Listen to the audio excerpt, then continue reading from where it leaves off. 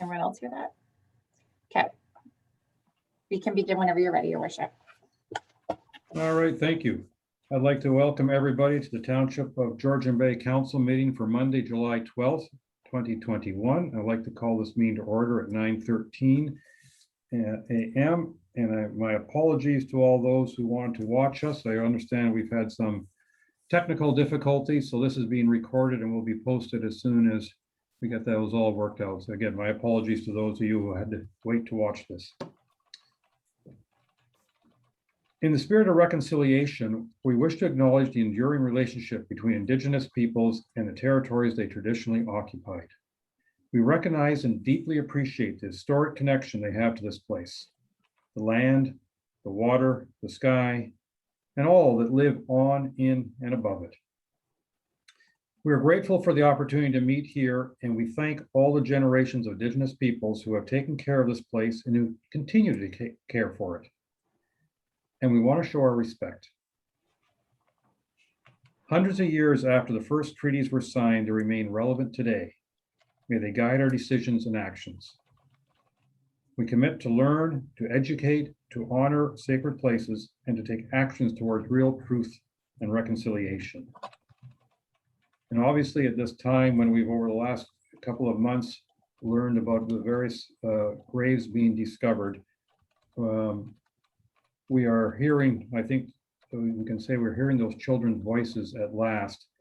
And if there's a positive to come from it, it is that many more people in Canada are now aware of and upset by part of our history. And I think that's very important.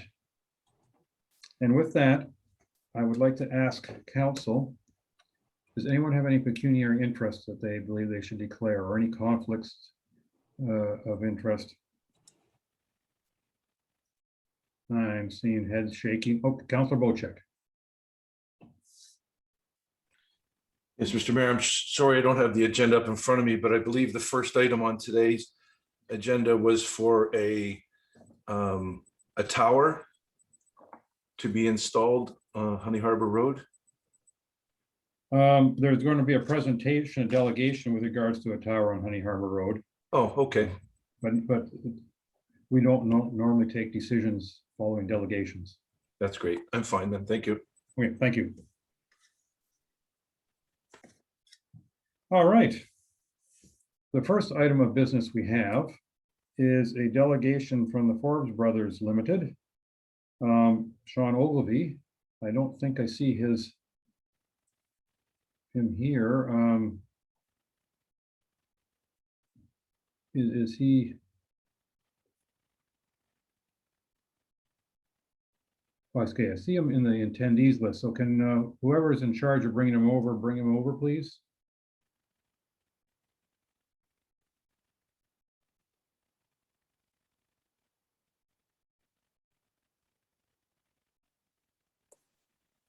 Hello, I am here.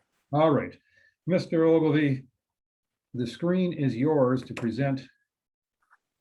And I'm sure you're aware that we limit delegations to 10 minutes. I'm hoping that you will not take too much more of our time, even though we may have questions for you. All right, very good. Okay, let me just see.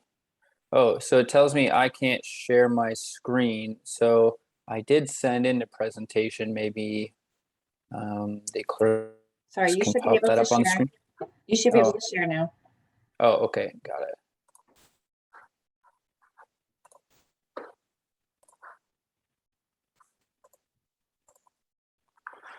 Okay, hopefully everyone can see that. Yes, we can. We see your presentation slides with your next slide upcoming. View. Okay.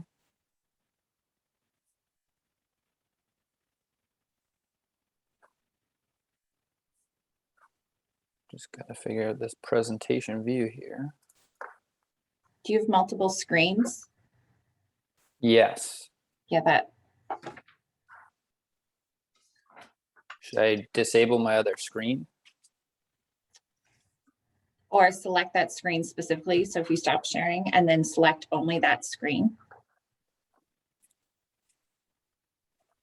I have a similar issue on my computers. plug it and see what happens. Did that work? Nope. There we go.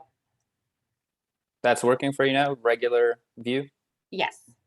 That looks very good. Thank Okay, you. great. Okay, sorry about that. All right, good morning, everyone. My name is Sean Ogilvie. I am with Forbes Brothers, as the name stated. Forbes Brothers, just for anyone who doesn't know, is a utility construction company. We specialize in power line construction, electric vehicle charging stations, underground infrastructure markets, and of course, telecom, the reason for our presentation today. I'm here this morning on behalf of our client Xplornet Communications, who have proposed a new broadband telecommunications facility in the township.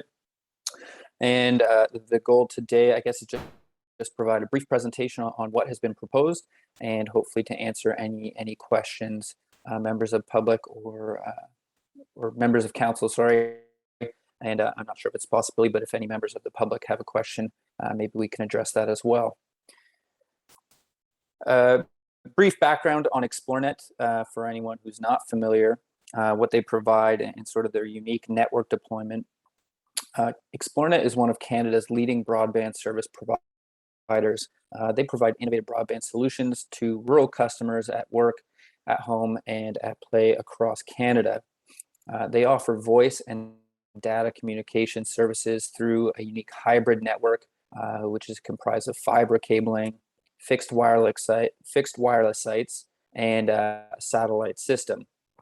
Xplornet fills a gap where traditional cabled internet services are not available or are less reliable, and often this is in more rural areas.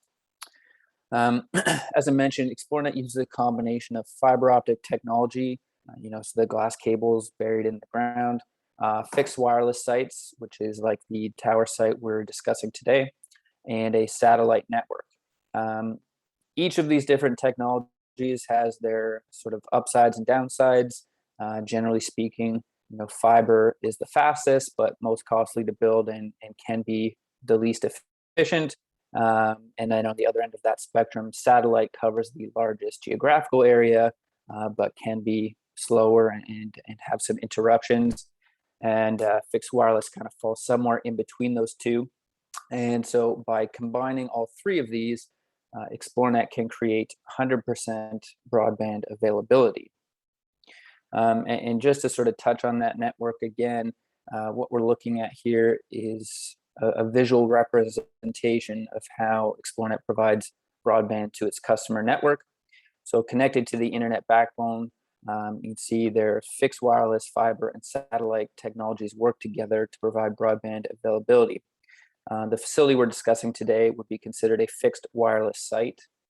It's a tower structure that's connected to the internet exchange point.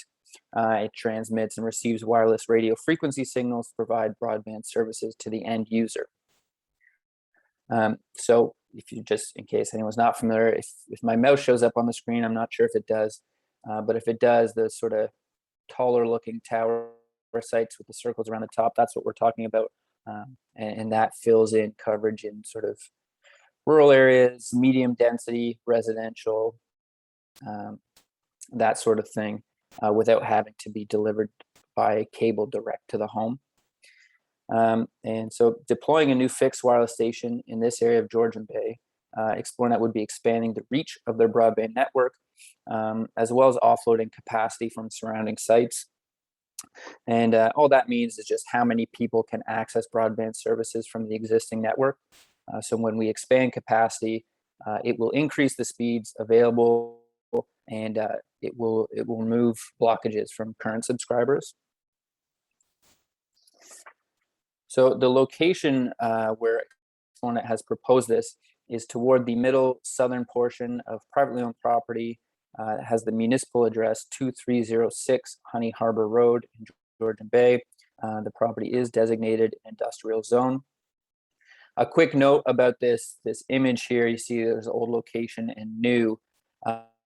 Originally, the tower site was proposed further north where that old location pin is. The reason for this is that the property owner wanted the tower and equipment out of the way of their current operations at that property. I believe they build docks and equipment for marinas, so they have some heavy machinery moving things around. And they didn't want any accents, just want to keep things as clear as possible.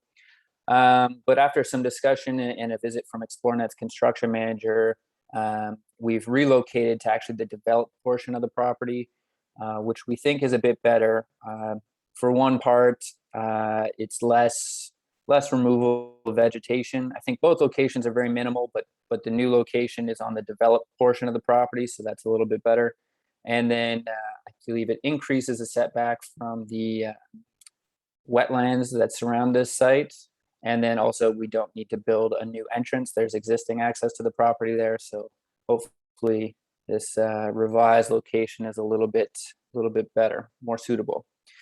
The current location is set back about 46 meters or 150 feet east from Hunting Harbor Road. The property is abutted by a residential zone to the northwest, rural zone to the east, industrial to the south, and commercial open space to the west. And the proposed site's about 245 meters or 800 feet from the nearest residence. The design of the facility, it's a 45 meter tall, light duty steel lattice tower. That's about 3 meters by 3 meters at the base, and that tapers to the top. The support structure is steel lattice framework. It has transmitting and receiving antennas mounted to the upper half or the very top of the structure. And the purpose of the height of the tower, as I'm sure you've heard in the past, but generally the idea is to allow the antenna equipment to propagate wireless signals over top of obstacles, trees, buildings, topography, and maintain line of sight connections to other Xplornet facilities in the network. The facility will also include an equipment cabinet, which houses radio equipment, backup battery power, maintenance tools, manuals, and a first aid kit. The equipment cabinet is 2 meters by 2.4 meters and is about 2 meters tall. Just an idea of what this might look like from the roadway. This is a photograph from Hunting Harbor Road facing southeast. You can see the tower will be sticking up above the trees there, but generally there is some good screening along Hunting Harbor Road with all the trees and everything in the area. So hopefully not too imposing for anyone traveling through the area or living in the area. As well, the tower has been assessed by Transport Canada and NAV Canada, so there's no lights or anything like that on the site. I'll just briefly touch on sort of some of the regulations and different roles in this process.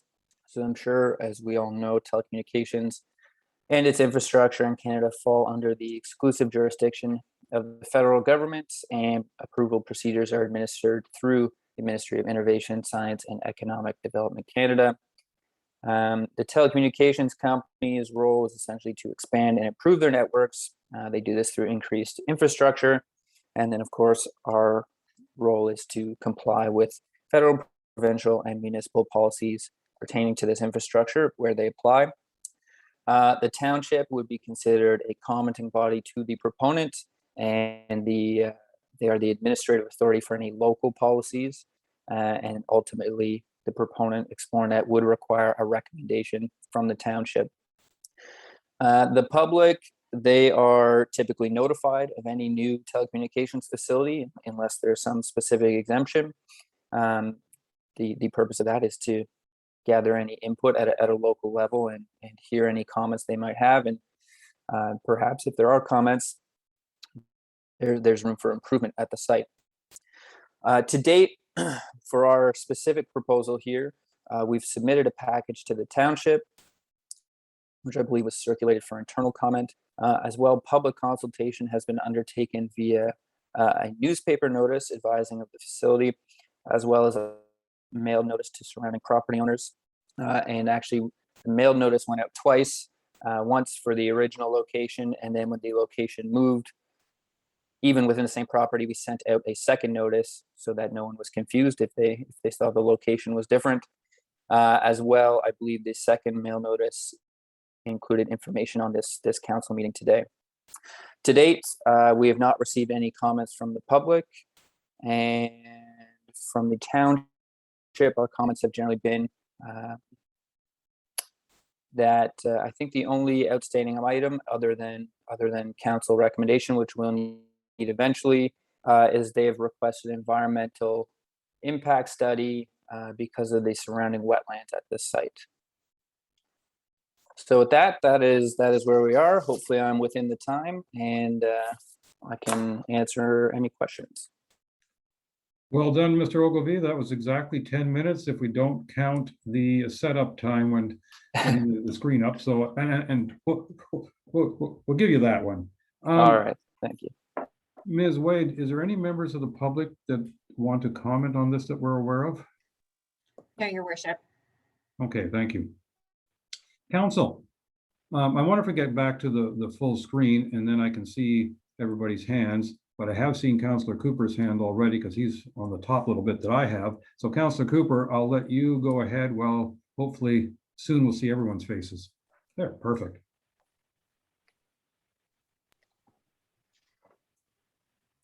Thank you, Mayor Kutzer, and thank you for the presentation. I wonder if you could explain to us what the range is for this particular tower? Yeah, that's my first question. Sure. So typically for these types of Xplornet towers, it's about 5 to 10 kilometers. Their minimum setback they need from existing towers in their network is 5 kilometers. So that's sort of the optimal range for them.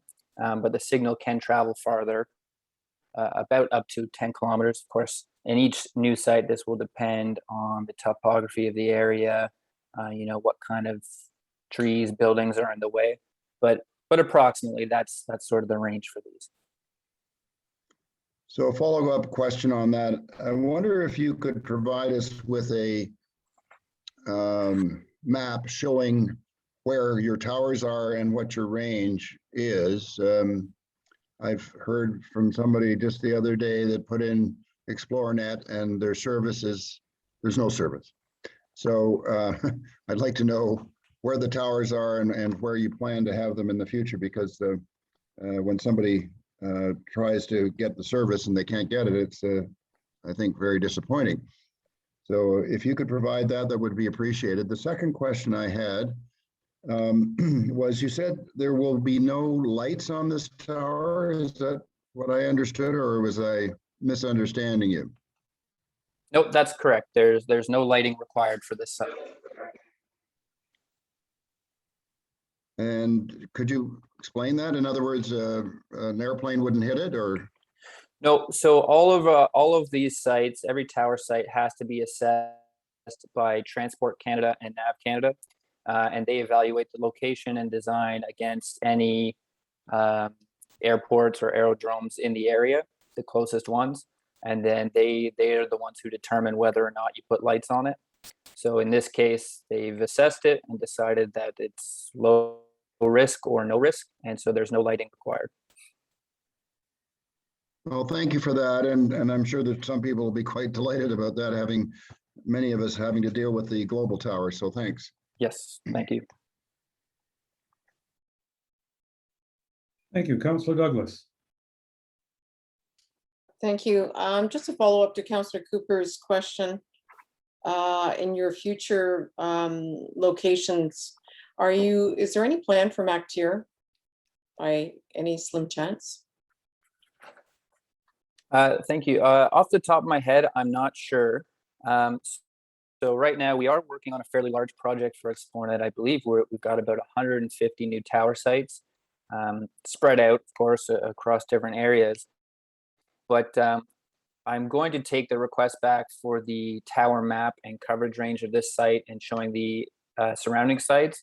And I'll ask the question at the same time. I'll see if I can find out what is currently in MacTier and if they have any plans to expand that. That would be really appreciated. I think our MacTier community, business community, and residents are suffering terribly by not having faster internet speed. So that would be greatly appreciated. Thank you. Thank you. I wonder, Mr. Ogilvie, if I may, that if there's any other towers planned within the township or that they're looking into, I'd be curious to see that on the map as well. Yes, absolutely. So currently, typically the way they split these up, there are a number of consultants who work on these as well as myself, and they try and split them up by geographic region. So, if I've started one in Georgian Bay, like this site, they would usually send those to me as well. I don't have any yet, but I will definitely put the question out there to make sure we aren't missing any.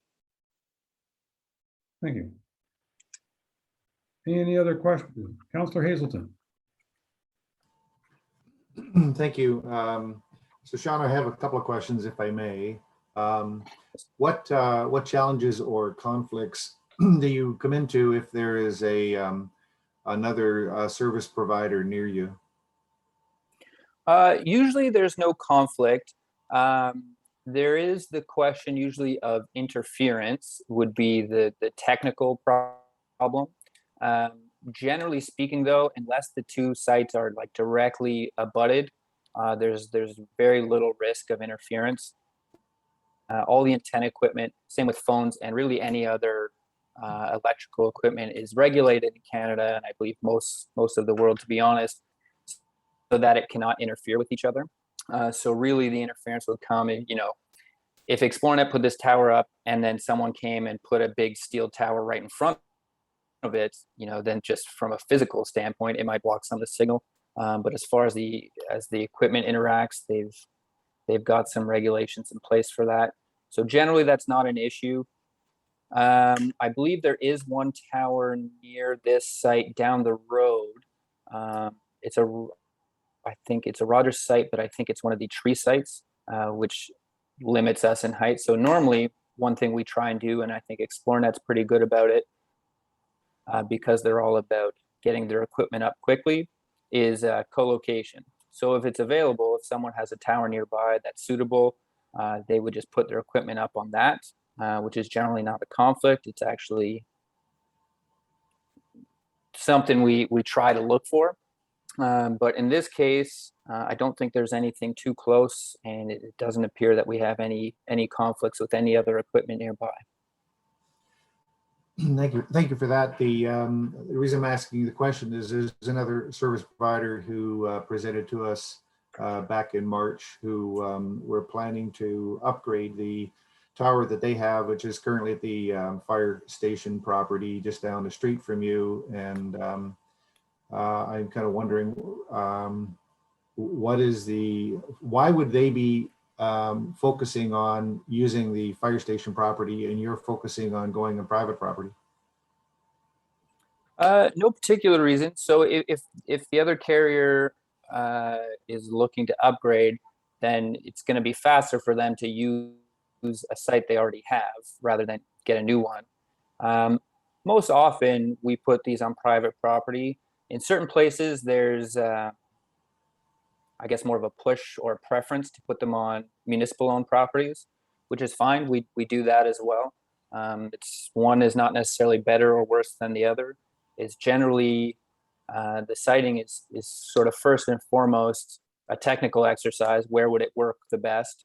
And then from there, you investigate the area, what kind of property would work, how close are you to houses, how close, what kind of elevation do you have, what's going to be in your way, all those number of factors. So I think in this case, if it's the location I'm thinking of that you're talking about, I would not say it's particularly better, and it's not worse. I mean, it's great that the investment goes to the fire department. That's usually a plus. But I think from a technical coverage standpoint, I don't think it's any better or worse. Okay, thank you. Another question, if I may. Sure. Many of us have been talking about how to get good broadband coverage in our township. You've already heard from Councillor Cooper a somewhat concerning comment about the fact that everybody can see the global tower. But on a positive note, everybody can see the global tower. And if you were to put your antennas on the top of the global tower, then everybody in the township would have immediate access to a high quality broadband, no new towers required. And I'm wondering, what would it take to make that happen? Because I can't imagine you're putting up this tower that doesn't require lights is going to be high enough to reach a lot of the properties. Whereas, as Councillor Cooper has already said, the global tower, it's already there, it's already lit up, and it's already visible to virtually every property in the township. Why can't you use it? Right, I understand, and this is a sort of a common concern. Not that every municipality has a global tower, but lots of places have something similar. The real problem is going to be capacity. So if you put up one tower, say just not even Georgian Bay, just any hypothetical town, you put a giant tower right in the middle, and you put your equipment on that, and it can see every resident, every business, so that they could get a clean line of sight connection to the site. That's fine, and technically what you're saying is correct. What happens when everyone tries to get on at the same time? It will just crash. It won't work. So the reason they use so many sites rather than one single site is that you're going to limit how many people can use it. So Xplornet, in theory, should have towers kind of spread out throughout the municipality, and that each one covers a certain sort of pocket. That way you don't have too many people on it at any given time. And this is actually one of the biggest constraints we get with Xplornet. So they do have pretty good coverage across Canada right now. But even as members of council have stated, people sign up and then they have issue getting on. It's not usually a question of can we see the signal. It's that their network doesn't have the capacity for the amount of people who are trying to get on it. So when you put more towers, you offload that capacity. So this tower, for example, that we're talking about today, might have an effective range of about 5 to 10 kilometers, depending on what's in its way in any given direction. And so it'll pick up all the customers in that area. But the added effect is any of those customers, say we're maybe reaching whatever the closest existing Xplornet tower to that is, which was also servicing another community. So now you've doubled up the number of customers on that single tower. It's going to slow it down for everyone. I'm sure some of you experience, whatever the peak time may be, you try and log on, and maybe end of the day you want to watch a Netflix show or something, but everyone has the same idea. So they all get on at the same time, and it stops working for everyone. And that's kind of the problem most of these networks are facing. It's why they're not only Xplornet, but all the telecommunications companies are filling in and upgrading the services they have to offload the capacity. So one final question. I differentiate, in my mind anyways, the difference between an antenna and a tower. And you've been talking about putting towers up all over the place. And essentially the tower is only there to be able to hold an antenna. And I'm just curious, why couldn't you load up the global tower with, tons of antenna receiver transmitters to solve the problem instead of putting towers all over the place? Right. So again, it's a similar problem. So the way the cellular networks work and broadband networks, all this wireless equipment, is you have what's kind of neat about spectrum is there's a finite series of frequencies you can use. And that's why the spectrum auctions are usually so hot, because people are competing for certain frequencies they want to use. But once you have it, it's reusable. So if you have tower 1 and you use frequency A on that, and then at a neighboring site, you can't use the same frequency, but say you use frequency B. Then you build a third tower, you can go back to frequency A because they're not in the directly neighboring cell. And that's what enables all these carriers, Xplornet included, to theoretically cover a limitless geographical region. You can continue to reuse your frequencies as you spread them out. But if you put them all in the same tower, it won't matter because they'll interfere with each other. So you'll run out of spectrum. So you are right. The tower structures only hold the antennas, and the antenna is what does the actual transmitting and receiving of the signal. But if you try and reuse the same frequency on the tower over and over by just loading it up, it's not going to work. It's going to interfere with itself. Thank you. All right, thank you very much. Councillor Bochek.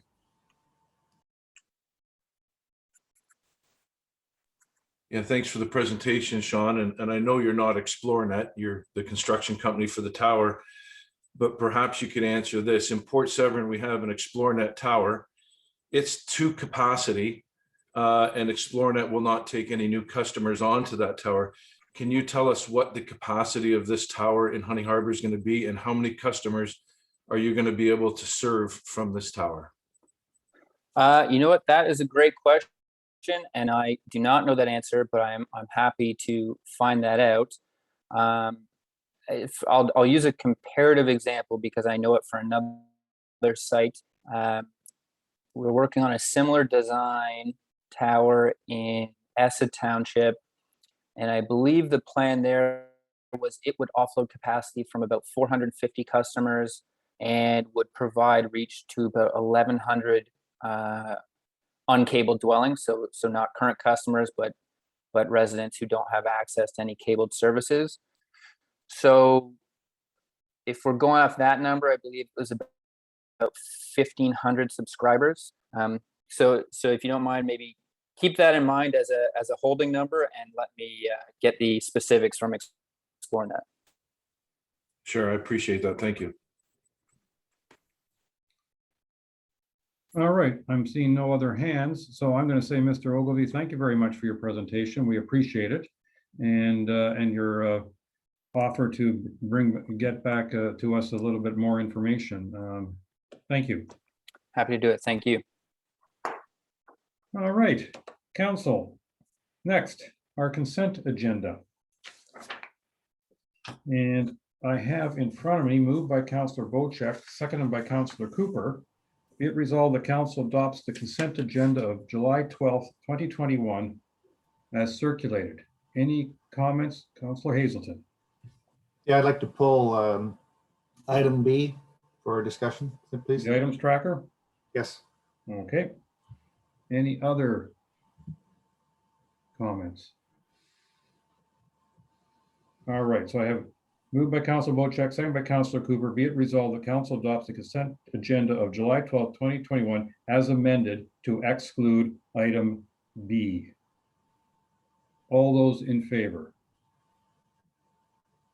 And that is carried.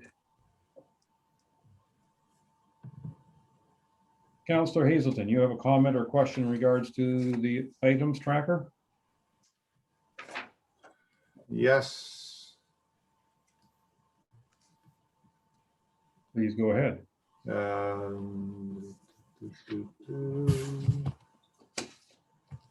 Okay, so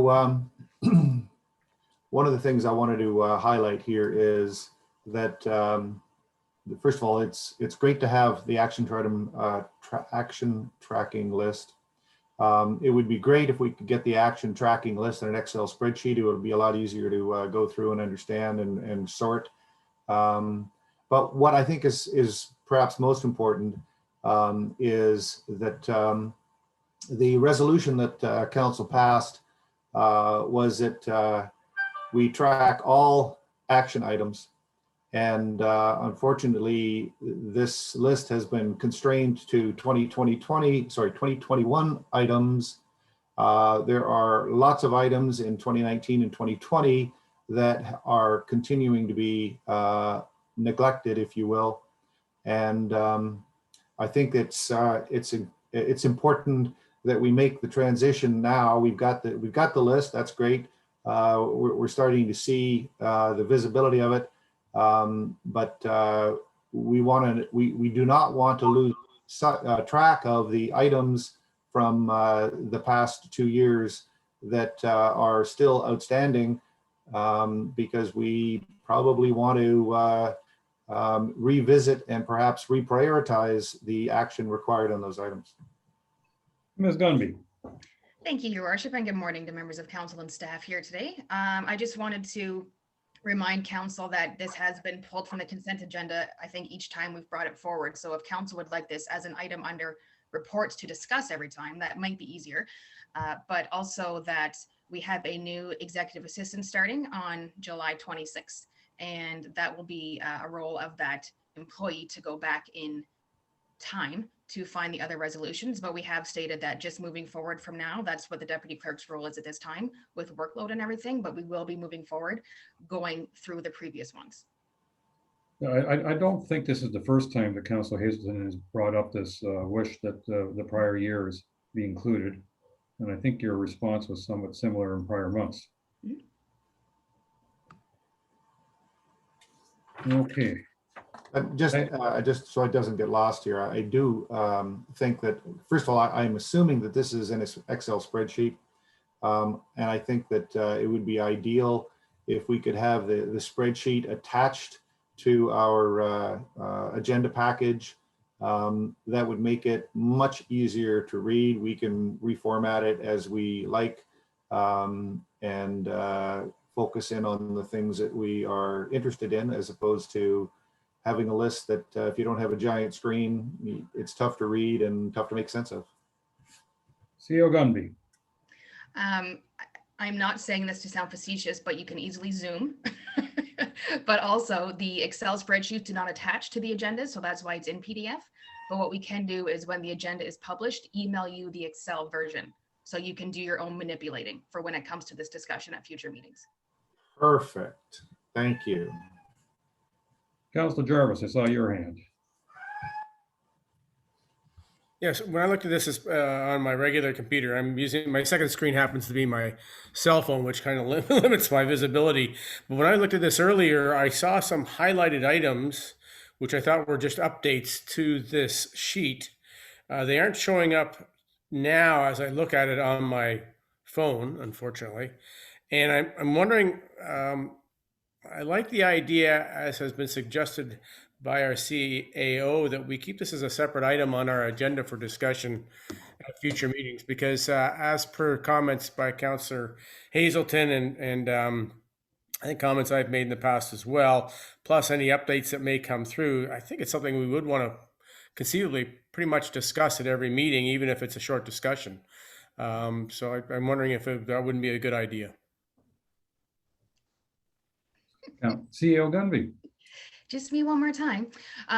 So I did suggest that, and we definitely can do that. I just want to remind council again that this is administrative duties, and council's role is not to get too far into the weeds of these administrative duties. So I wouldn't want to spend too long having council ask for every single detail of every single task that staff take on as daily basis, and also from these resolutions. But we can definitely add it as a separate item under my name, so then I can speak to all of it, if that is what council would like. I'm in agreement with what you're stating there, Ms. CAO. I don't think we want to be getting into the weeds. I'm agreeing with you, but maybe just for points of clarification, on occasion, it probably doesn't hurt to have it as available to us for open discussion. That's my comment. All right. I have moved by Councillor Douglas, second by Councillor Hazelton. Be it resolved that council receives the council action items track for informational purposes only. All those in favor? And that is carried. Thank you. Now, next is, be it resolved that council adopts the regular agenda of July 12th, 2021 as circulated. Are there any changes anyone would like to see? This is moved by Councillor Jarvis, second by Councillor Hazelton. Other than I would like to reschedule and have us go first into the draft audit financial statements, item 9E first, simply because we have from BDO, the auditor here, and I think it behooves us not to have her wait for everything else. So with your permission, that's the one change I'm going to make, is an order change. And I say, all those in favor? And that is carried. And so before we allow folks to discuss what they've done the last month and everything else, let's go straight to 9E. And then if we can get that.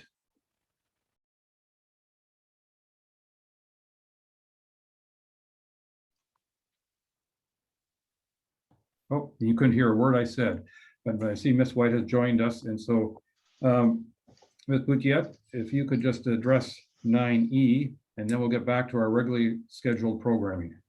Please. Thank you, and through your worship, this presentation with Nicole White is to present the 2020 annual financial statements. We know we went through an odd year with COVID and everything that happened. Audit was a little bit difficult, doing our second audit remotely.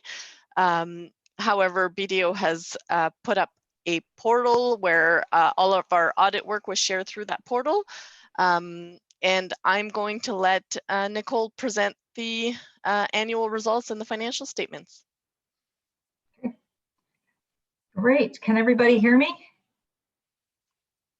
Okay. So first up, I'm going to attempt to share my screen. I do have technical challenges, so let's go with the draft statement first.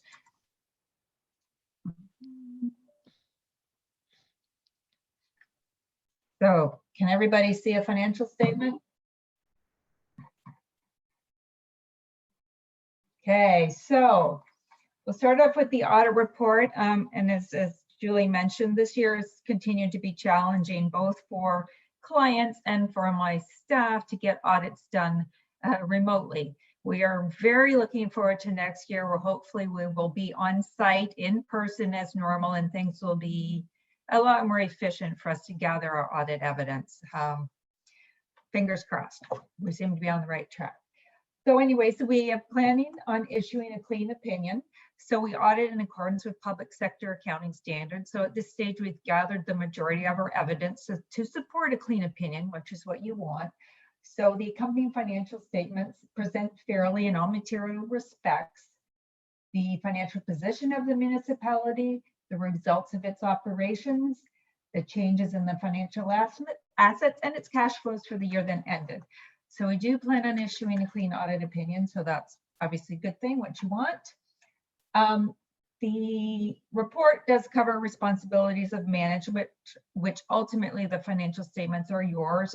Our role is to audit those and provide an opinion. So I'm just going to briefly go through some of the numbers on your financial position. So you see at the top, we have our financial assets of 11 million compared to 9 million last year. We have a few more receivables, I believe, related to some grants that were coming our way. And we have our financial liabilities. So we have net financial asset position, which is improved by about $1 million of 4.8 million. So this net financial asset position indicates sort of financial strength of municipality. This is in a positive position, so that is a good place to be as a municipality. I'm going to present a different, this is just the income statement, but I also have some charts and pie charts I'm going to present to you just as a different way to look at your financial results for the year. But overall, our revenues were 10.8 million this year compared to 9.9 last year. Total expense is 8.2 compared to 8.7. So again, we have an annual surplus of about 2.6 this year. Are you allowed to ask questions as you go through? Yeah, anytime. So a quick question. I noticed in the planning and economic development line, there's a substantial reduction in 2020 versus 2019. Can you help us understand what that is? I would put that to your treasurer. I don't have details of everything that is in all the accounts that compile that. Through your worship, if I may, I would like to take this question while Nicole is talking and dig a little bit further, but I could definitely come back with an answer in a few minutes. Thank you. Thank you. I just noticed it's about $180,000 less, and I'm just wondering, that's a pretty substantial drop. And we've had lots of discussion regarding our planning department. I'm just wondering what the drop was. Thank you.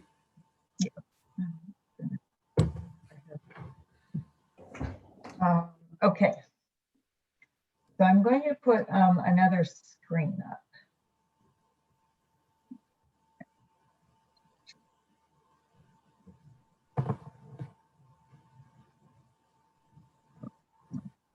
Okay, so this, you should see a blue screen, says Corporation, Township, and Georgian Bay. Yes. Okay. So what I've done is I've taken your financial statement figures and I've put them into sort of a different format just to present it in a different way. So this first one is a chart. So you'll see the orange line is your accumulated surplus, and the far left is the most recent, and we go back 3 years. So you'll see it increasing. The blue line is your revenues, and they've been gradually increasing every year. The red line are expenses, and then you'll see some up and down in the expense categories. And then the green line is your net financial assets. And again, it's kind of going up and down, but generally been on the increase for the last couple of years. And that's that net financial position that I mentioned earlier, that it is in a positive position. And then the blue line's just your surplus, which has also kind of been on a general trend upward. This is just a sort of a visual of where your revenues are coming from. So as usual, the biggest piece is property taxes. Then we have provincial grants in the red, federal grants in the blue, and user fees. And then there's a number of other smaller pieces that make up the total revenue, but that's the overall breakdown of where the revenues are coming from for the municipality. I'll also do a little 4-year chart just to show you the expense line, sort of the trend for 4 years, just to get an idea. So under government and administration, we've gone from 2 million up to 2.4 over the span. So it's ranged from 2 million to 2.4 million over the 4 years.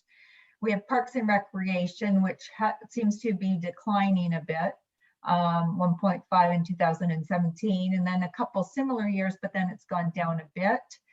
And I am not sure if this is COVID related, but maybe Julie can give some more insight into that.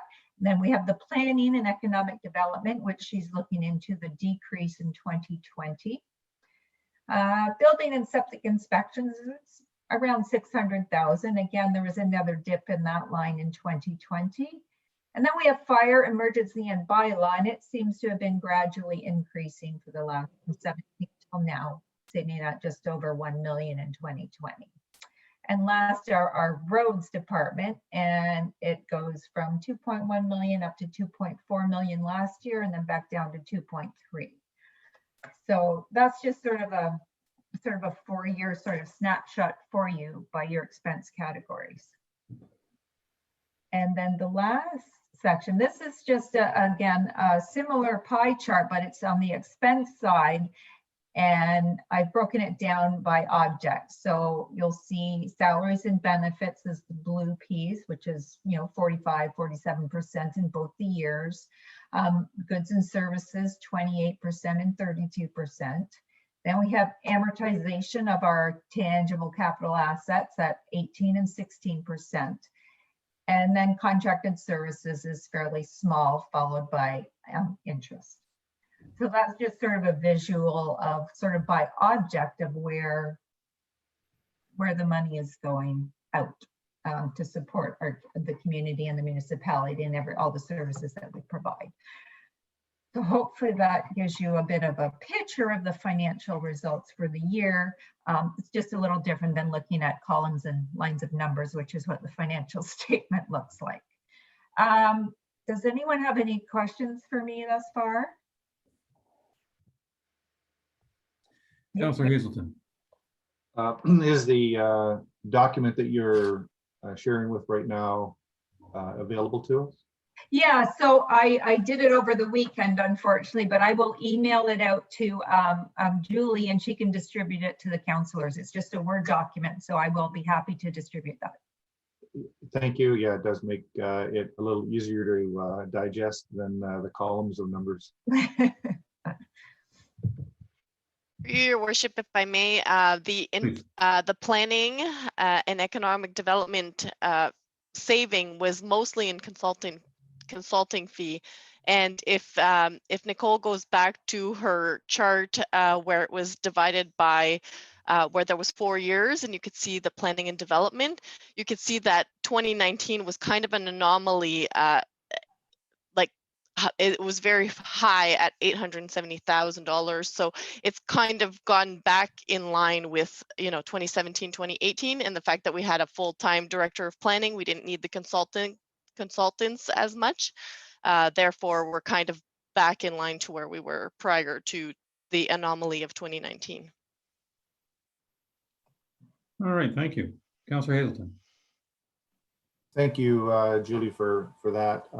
I just did want to also, though, offer, I don't think we shifted away from a planning consultant until the end of December of 2020. So I'm not sure that really explains away the difference, because we were continuing to extensively use a third-party planning consultant through the end of 2020, and only as we moved into 2021 did we have a short gap before we brought in a new planning consultant. So I'm still struggling to understand we're like $180,000 or thereabouts difference between 2019 and 2020. And anyways, I'm not looking for an answer right now. I would like to discuss this perhaps at another time, but I just wanted to point out what my observations were. Thank you.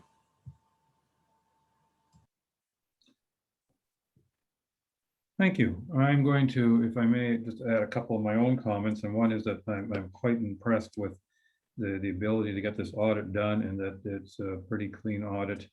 And I think that I commend our staff, Julie and Celine, if I'm going to use the first name here, for the work that they've done, because they're relatively new to our township. And so being relatively new and going through these audits is no simple task. And I commend everyone involved for coming up with statements. And I think we're very fortunate, given how unusual the past year is, how, shall I say, positive these statements are. That, and yes, we did receive extra funding from the province, but we came out of a very difficult year, not having suffered financially. And I think that's good fortune, but also good management. And so my kudos to everyone involved. Through your worship, I echo your comments, and I am very thankful to be part of the senior management team that pulls together in these times, and also having a great team to work with in terms of the finance team in its entirety. They have put in 100% through this audit and through these times. Thank you. I'm going to ask Ms. White if you could stop sharing your screen at this point. Oh, sure. So then I can see everybody's faces, just to make sure I'm not missing anybody. The resolution I have in front of me for your information is moved by Councillor Bocek, seconded by Councillor Cooper. Be it resolved, the council receives the audit financial statements report, and the council approve the 2020 audit financial statements as presented, and the council authorizes the mayor and director of financial services to sign the 2020 audited financial statements. Any further discussion? All those in favor? And that is carried. Ms. White, thank you very much for your time today and your presentation and all the work you and your staff have done on this audit. It's greatly appreciated. Ms. Gunby, you're appearing in front of us. You want to speak? No, my report is next. No, it isn't. We might go back to items 7 and 8 before we get into staff reports. Sorry, maybe I'll pay attention. It's so rare that I can say no to you. All right, so that's fast. Thank you very much. And now, what we would normally do is go to item 7, communications from mayor and council. And last time I'm going to do it in reverse order. And just to mess everybody up, the person who spoke last time was me, and this time I'm actually going to speak first, and then we'll go to everybody else, because I've had more than one councillor complain, why am I always last? Well, just at least once I'm going to break the pattern. My past month was very busy with lots of meetings, and I'm not going to bore you with all the details. But suffice to say, that was more than busy enough, but I'm going to highlight June 24th, Thursday, June 24th. And that started with Indigenous signs being placed in Port Severn Park. And I found that to be a very meaningful exercise. I got to give kudos to Tricia Cowie, the woman who organized this whole event. It went for, in 6 days, went to the 6 municipalities within the district of Muskoka. We're very fortunate in that Chief Philip Franks from Wata and Greg Garrett, who's the president of the Georgian Bay Métis Council, were able to join us. I was very impressed and moved.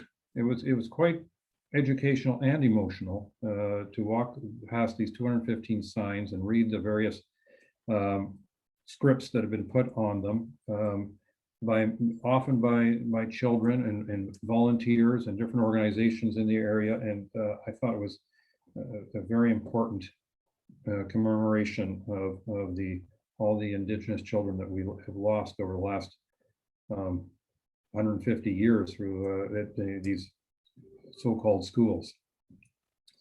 Later in that day, I was actually was given a book from a fellow by the name of Peter Russell, who I believe is Councillor Jarvis's uncle. Is that correct, Councillor Jarvis? And Peter Russell is a professor emeritus. I can't even pronounce that word. Retired professor. The book he passed on to me was called Sovereignty: The Biography of a Claim. And it's very interesting because he discusses, as a political scientist, sovereignty and its history over many centuries, and of course how it's relevant to our current circumstances, especially in regards to Indigenous peoples, as well as the Quebec question. So I found it very enjoyable, to the extent that I've ordered another one of his books for my further education. And it'll join the collection. I've got about half dozen books now that I plan on reading that have some connection directly or indirectly with the Indigenous relations in Canada and the various challenges that we face. On Monday, the 28th, we met with, we being Ms. Gunby and Ms. Schneier, met with the Moose Deer Point folks to talk about their perspective. And I think actually it's going to come up with one of our CEO's reports coming up, but I really appreciated that meeting. July 6th, I had the pleasure of being here when we had sort of an official grand opening of the expanded market that Tuesday morning. And if anyone's in the area Tuesday mornings, I recommend you go to the market. You may spend more than you intended to, but you'll end up with good products in your bag, I can assure you.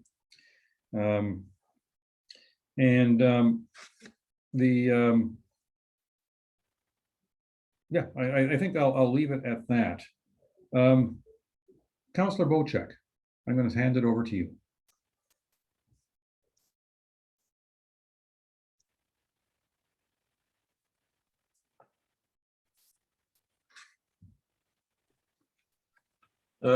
Thank you, Mr. Mayor. A few technical difficulties here this morning with internet service, so hopefully I stay with video. A busy month. Start with lots of concerns about water levels on the upper lakes, the inland lakes being 6 Mile, Gibson, and the tributaries and rivers that the watershed floats towards Georgian Bay. The rains that we've had in the past couple of weeks have been quite extreme, especially to our north, not necessarily here in the Port Severn area, but to our north. So I reached out to a number of different agencies, including Muskoka Lakes, to find out what was happening up there. And it looks like a problem that's just waiting to work itself out as the weather improves. So there's not much that we can do as a municipality to help with that.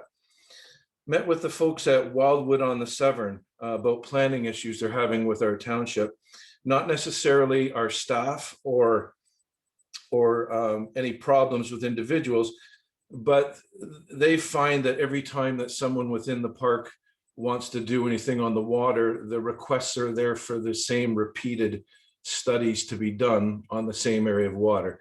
Typical example, you want to change your dock or do a little bit of work to your dock. Our planning department is requesting things like species at risk or FH1 fish habitat studies, where the neighboring dock 10 feet away had that done just a short time ago.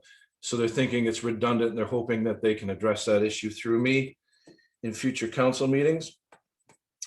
Honey Harbor Road, a lot of contact from residents, I guess we'll call them homesteader residents, about our strategic plan states that we should be looking for ways to keep our kids and our locals here while not developing waterfront properties or overdeveloping waterfront properties and damaging the environment. So they're looking at possibly approaching the district through me to see if they can't get a reduction in lot sizes on Honey Harbor Road. Right now, if you're not serviced by sewers and water, you need almost 500 feet of frontage on the road to build a house. So they're looking to have that reduced, which I'll work on. Oak Bay, I met with the association group over there. Their concerns were that we've taken over the road, assumed the road in Oak Bay, and they would like a lot of work continued, and that's further on an agenda item, which will address that. In contact with the 6 Mile Lake Cottage Association, they contacted me about 2 things, one being the LGBTQ plus flotilla that's happening. They're looking for representation from council. Unfortunately, I have a previous engagement, so I've contacted our mayor, and he has gracefully said yes. He certainly doesn't want to do it on water skis, so he's looking for a ride, and I've contacted Councillor Wienko, and he's seeing if he can't put something together for that. Quickly, a couple more items. Honey Harbor Road in front of 98, we have a failing culvert. Our operations department has been in touch with district. It's becoming a real issue. Cars are starting to get dented rims and things like that. The district seems to be taking a long time to do any repairs to this, and so I've reached out to Brad, and hopefully we're going to be doing something there. Dozens of calls about gypsy moths from everybody from island residents to mainland residents. My answer is we're not in the bug killing business. Wait, they'll hatch, they'll fly away, and everything will be fine. Try and kill the egg nests. And finally, I've been reached out from residents on Present Island about their large garbage pickup. I've asked our CAO if I can do a presentation under new business.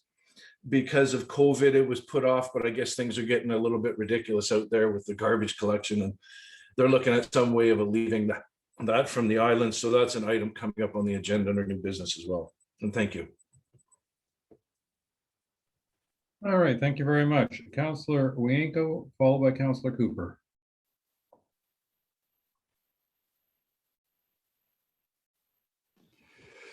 Yeah, it's been a busy month again with a lot of phone calls and activities.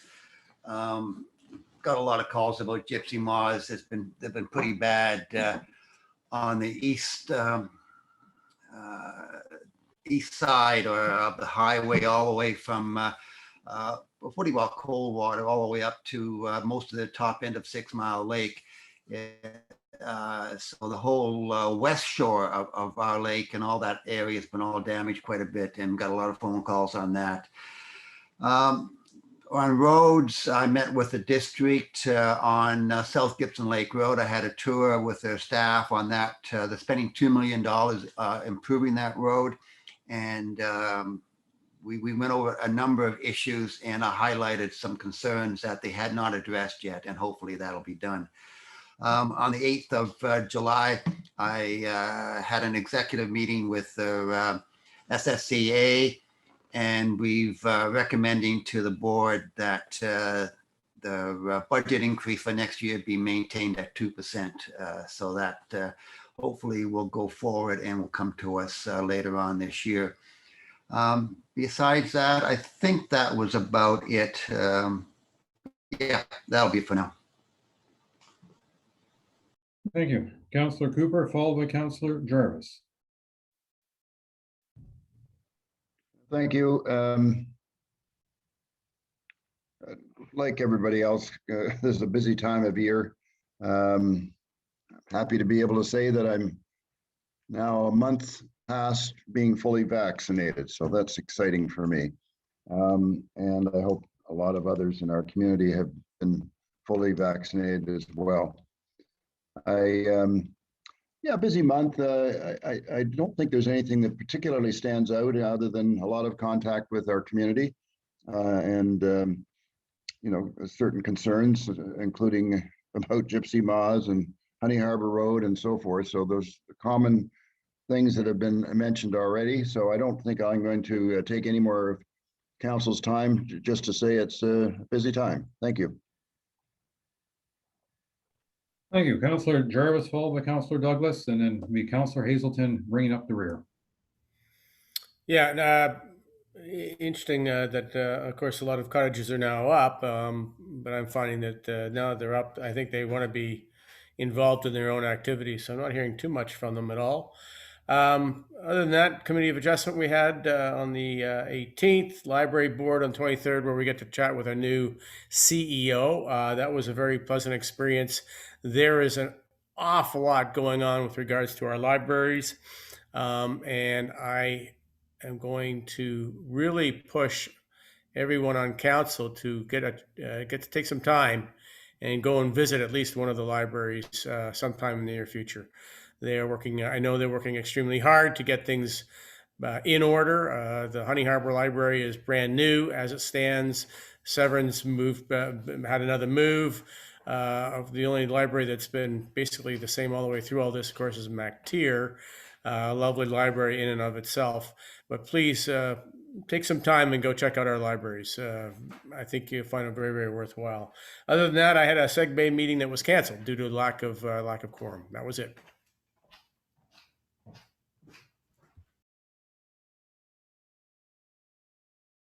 My mouse is giving me grief here. I apologize. Councillor Douglas. Thank you. Well, I think like all councillors, it's been a reasonably busy month with constituents and just trying to facilitate getting them in the right directions for various requests with staff. Again, I'm not going to bring up some of the other items, but you know, Gypsy Moth, large item, of course, will be coming up later. That has been a fairly busy phone call numerous times this month. And requests for various links for the township for surveys and other items, which I think is great. It tells me that our public is paying attention to some of the posts that are going out on Facebook and otherwise through the township. Many requests about the roads, potholes, and water pump, of course, but again, just pointing them in the right direction so they can speak with staff. I've had, I can't even tell you how many phone calls I've had from MacTier, again, from the business community and from the constituents in regards to getting high-speed internet. They really feel that this is something that is stopping this town from growing at all, especially now when people are able to work from home. And there is quite a disbelief or a concern as to why the big lakes have it and they don't, and they're just down the road. So hard for me to answer that question. Really, that's not something that we do as a township, but we certainly champion for them. And I have put that out there to them that we are championing in many directions, trying to get high speed up there. So hopefully we will move forward with that. Canada Day in my area was very quiet, with many flags flying at half mast for our Indigenous children as a sign of respect. And I also had a lovely chat actually with our CAO from the library board, and it was a really good information session for me, and addressed a few concerns and just brought me up to speed on a couple of things, which was quite nice. And I hope that they come and give us a bit of an update in council soon, because some of the information I think would be really quite good for all of us to hear. And that's it for me. Thanks. Thank you. Councillor Hazelton. Thank you. So late in June, we led the way by lowering our flag on our property, kind of setting the stage for our neighbors. I just wanted to share with you this Indigenous topic is particularly close to our family. The father of our daughter-in-law was born in 1955 to an Indigenous lady. Fortunately for him, he was adopted and not sent to a residential school, which would have been the case most likely at the time. So in hindsight, he was very, very lucky. I too attended the library board meeting, and I think there's good things happening there. I think our new chair of the board and our new CEO are doing great things for the library. So I'm delighted about that. I attended or attempted to attend the Honey Harbor Community Advisory Group, but they didn't achieve quorum. So it was a more social conversation, but still useful. As with many of the other councillors, I had many calls with constituents, and I spent an enormous amount of time, as my family did, battling with gypsy moth caterpillars and discussing with residents. And what I find somewhat interesting is as we drive around Ward 4, most of the properties that are owned by US residents who have not been able to come up here have been mostly devastated by gypsy moths because they haven't been able to be here to do anything about dealing with the gypsy moth problems. Also, for most of our area, we did not have a crisis of gypsy moth last year, and most of us were kind of blindsided by the problem, but this is a real problem. It's not going to go away next year. The residents in our community are reaching out and aggressively seeking leadership from our township on how we can deal with this, and education and direction of self-action doesn't appear to be enough for pretty much anybody that I've spoken to. So I'm glad that it's on our agenda for discussion later today. Thank you. Thank you. CO Gunby, I know you're keen for screen time, so the next 5 items are yours. Fantastic. Item 1 being, you get to communicate with us. Great, thank you very much. I just have a few things regarding the gypsy moths. As councillors have pointed out, we do have a report coming forward later on the agenda for discussion. Regarding Councillor's Bocek comment about studies being required for a dock permit, for instance, contacting your councillor will not solve that issue as much as people are feel free to contact your councillors about this issue, but that's just due to the zoning of, or the mapping of the fish habitat, for instance, of your waterfront, and it's in our policies where studies are required. We don't just tell people if we feel like it that they have to go and get studies done. So we are reviewing a lot of things in the planning department, and that could be one of them. And speaking of the planning department, we have hired a recruiting firm to assist in the hiring of a new director. We are hoping that the beginning of September at the latest, we could hopefully hire one. In the meantime, planning staff are reporting to myself, and I've been working closely with the new planning consultant to get the department sort of back on track with priorities of what needs to be reviewed and brought to council, as well as getting the planning committee back to their goal of making recommendations to council and having those meetings being more productive, I guess you could say, than in the past. And we're hoping also early September for a meeting of the planning committee after we organize the priorities and figure out the items that can be resolved sooner than later. So we're not constantly just speaking about the same item over and over without actually getting any sort of result. So I'm looking forward to getting that completed. And the last thing I have is the Blackline Consulting is doing our core services and organizational review for the township, and members of council and at least senior management at this point have received an invite to a 1-hour conversation with the consulting firm to discuss the goals and objectives of this study. And they have also reached out to Wata, Moose Deer, and Georgian Bay Métis for any input that they may have on this process. Thank you. Now, you're on again, and coincidentally, the first report, staff report, is a planning department staffing request, which I think is a good follow-up to not only your comments, but some comments that happened earlier in our session. So over to you. Right. Thank you, Your Worship. So to make a long story short, the planning department is grossly understaffed. And I think that not only do staff feel it, members of the public feel it, therefore councillors feel it, therefore I feel it. So it is one of the worst snowball effects I think I've ever experienced as CAO in this township is the planning department and how we need more staff. And in sort of an exit interview with the previous director of planning, the suggestions in my report pretty much come from her and state that if these things were in play, it would have been easier for her to not accept a role elsewhere.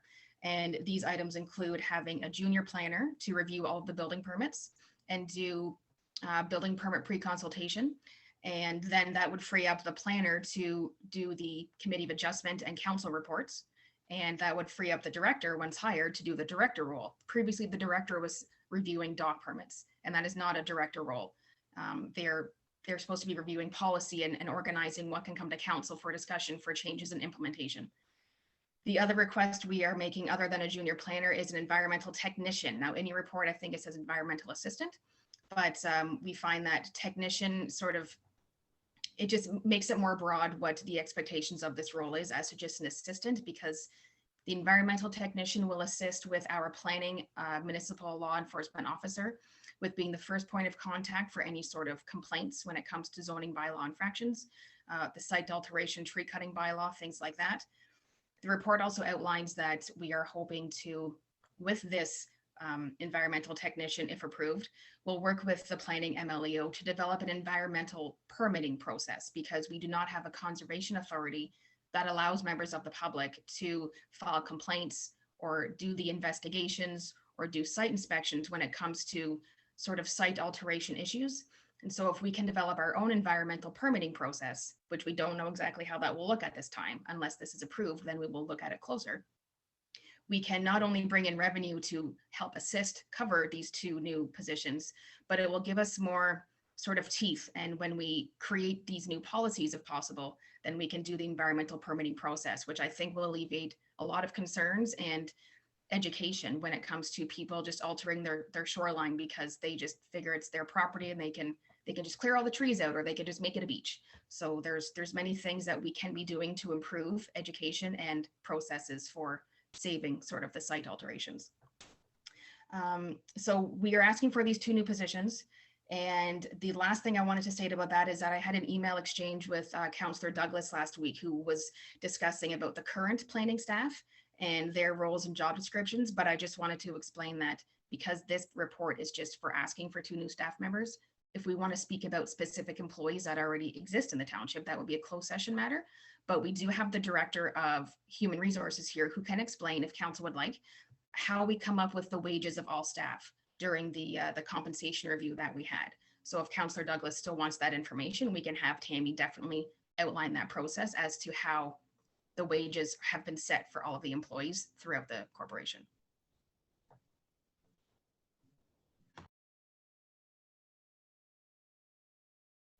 It's a pain in the butt when your mouse pad doesn't work. Before I turn it over to council, I mean, it's going to be. I'm sensing that you want the resolution changed slightly. That it would be to an environmental technician versus environmental assistant. Correct.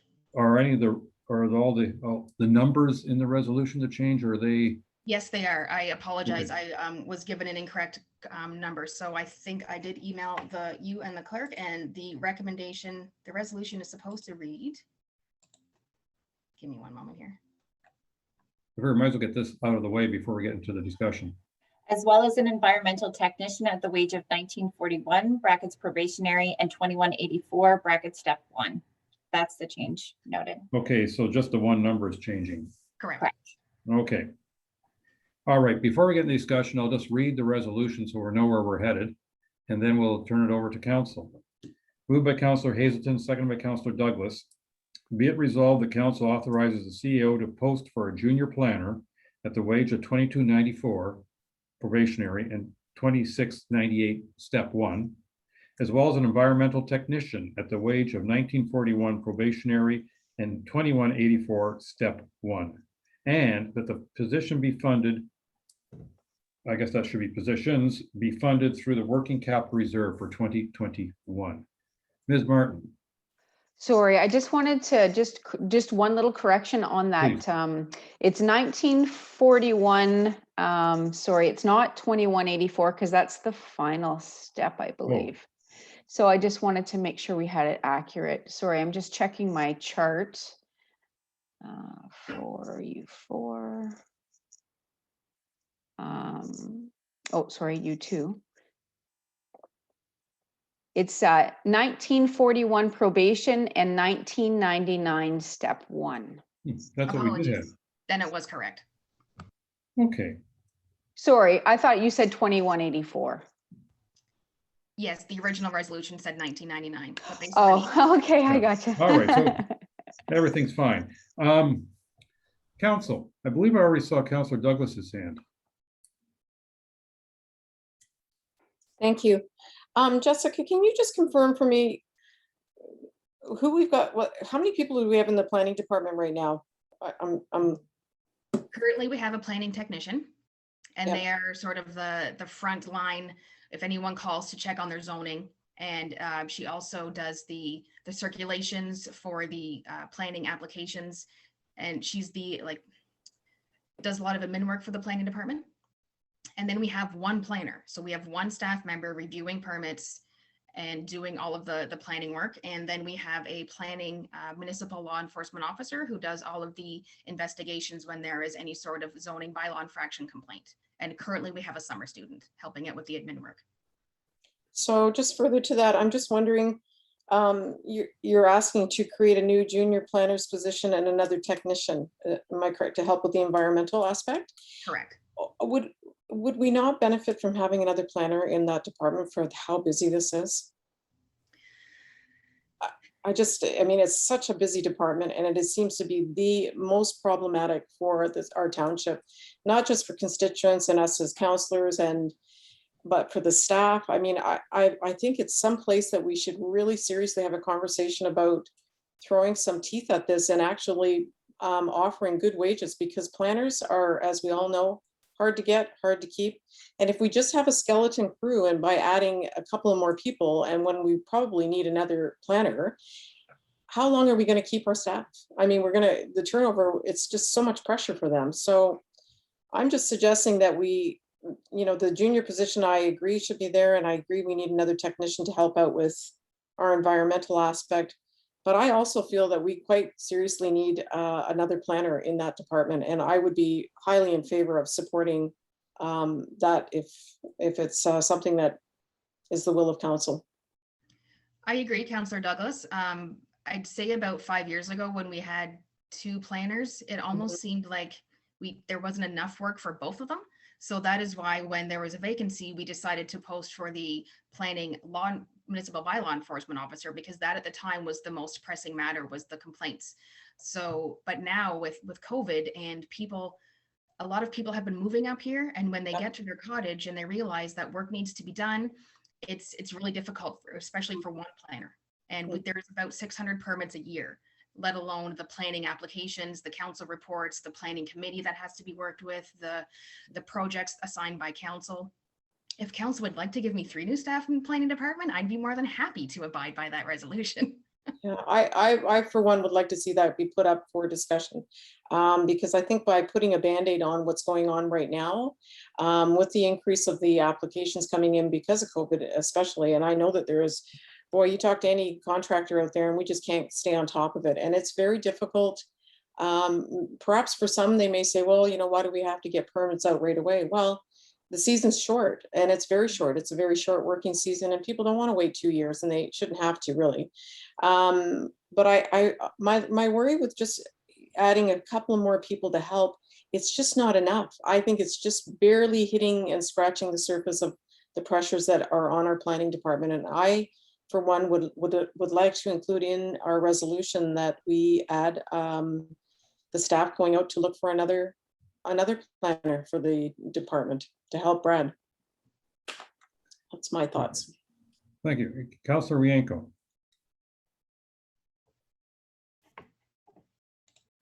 I think it may be premature to hire another planner. I think what we've got here now is we'll have 2 junior planners and a couple of technicians, and then a senior planner. So I think any extra workload should be picked up by the consultant. And maybe by this time next year, if we find the consultant is doing too much, then I could support hiring another planner. But with the consultant, they can pick up any extra work that comes up this fall, and we should be doing our due diligence and not going out and hiring a bunch of people. So I think we'll just leave it till next year, and we can decide next year how busy the consultant is, and should we replace them with another planner. Thank you. Councillor Hazelton. I would like to agree with Councillor Wienko, but I'd like to kind of frame it a little bit differently. Throwing more people at the job sometimes gets the job done, but I think we all had a great amount of respect for our past planner who left us, Victoria, and she brought forward some very interesting new strategies on how to work things in the planning department. And I'm not going to reiterate them now, but I think if I can frame it this way, that sometimes doing things differently is better than throwing more staff at it. And what Victoria was saying is we should be thinking about doing things differently in our planning department. And our CAO just highlighted the idea of what an environmental technician could do that would bring different strategies on the environmental side. I just think we should be exercising some of the recommendations that we had from Victoria, as well as adding these new staff, and not kind of going crazy and adding all kinds of staff, and seeing how these new strategies and this new complement of staff that is being asked for help us get to a better place. Councillor Cooper, is that a hand up or a thumb up? The mem shows. Okay. I just would like to say that I think the way it's been described by Councillor Hazelton makes an awful lot of sense. I concur with Councillor Wienko that maybe we should digest this hiring process first and see where it takes us. And also, as pointed out, that there are some very good recommendations that did come from our most recent director. And let's see if we can make our department work maybe a little more efficiently. So those are my thoughts. Thank you. Thank you. Ms. Enby. Thank you, Your Worship. To clarify, these are recommendations from the previous planner, and I think that in order to make the department operate more efficiently, not only do we do the environmental processing, which I'm more than in favor of, but having more than one person reviewing 600 permits as well as writing all the reports, I think will also assist in the efficiency of the department. Because there are people who are, as council knows and as I know, it's the customer service level. Customer service is very important to me in the township and the corporation, and I just don't feel like we are even 60% as positive customer service in the planning department, just because we only have one person really looking at all the permits and the pre-consultations and things. So I'm definitely behind this recommendation, and I really hope council supports it today.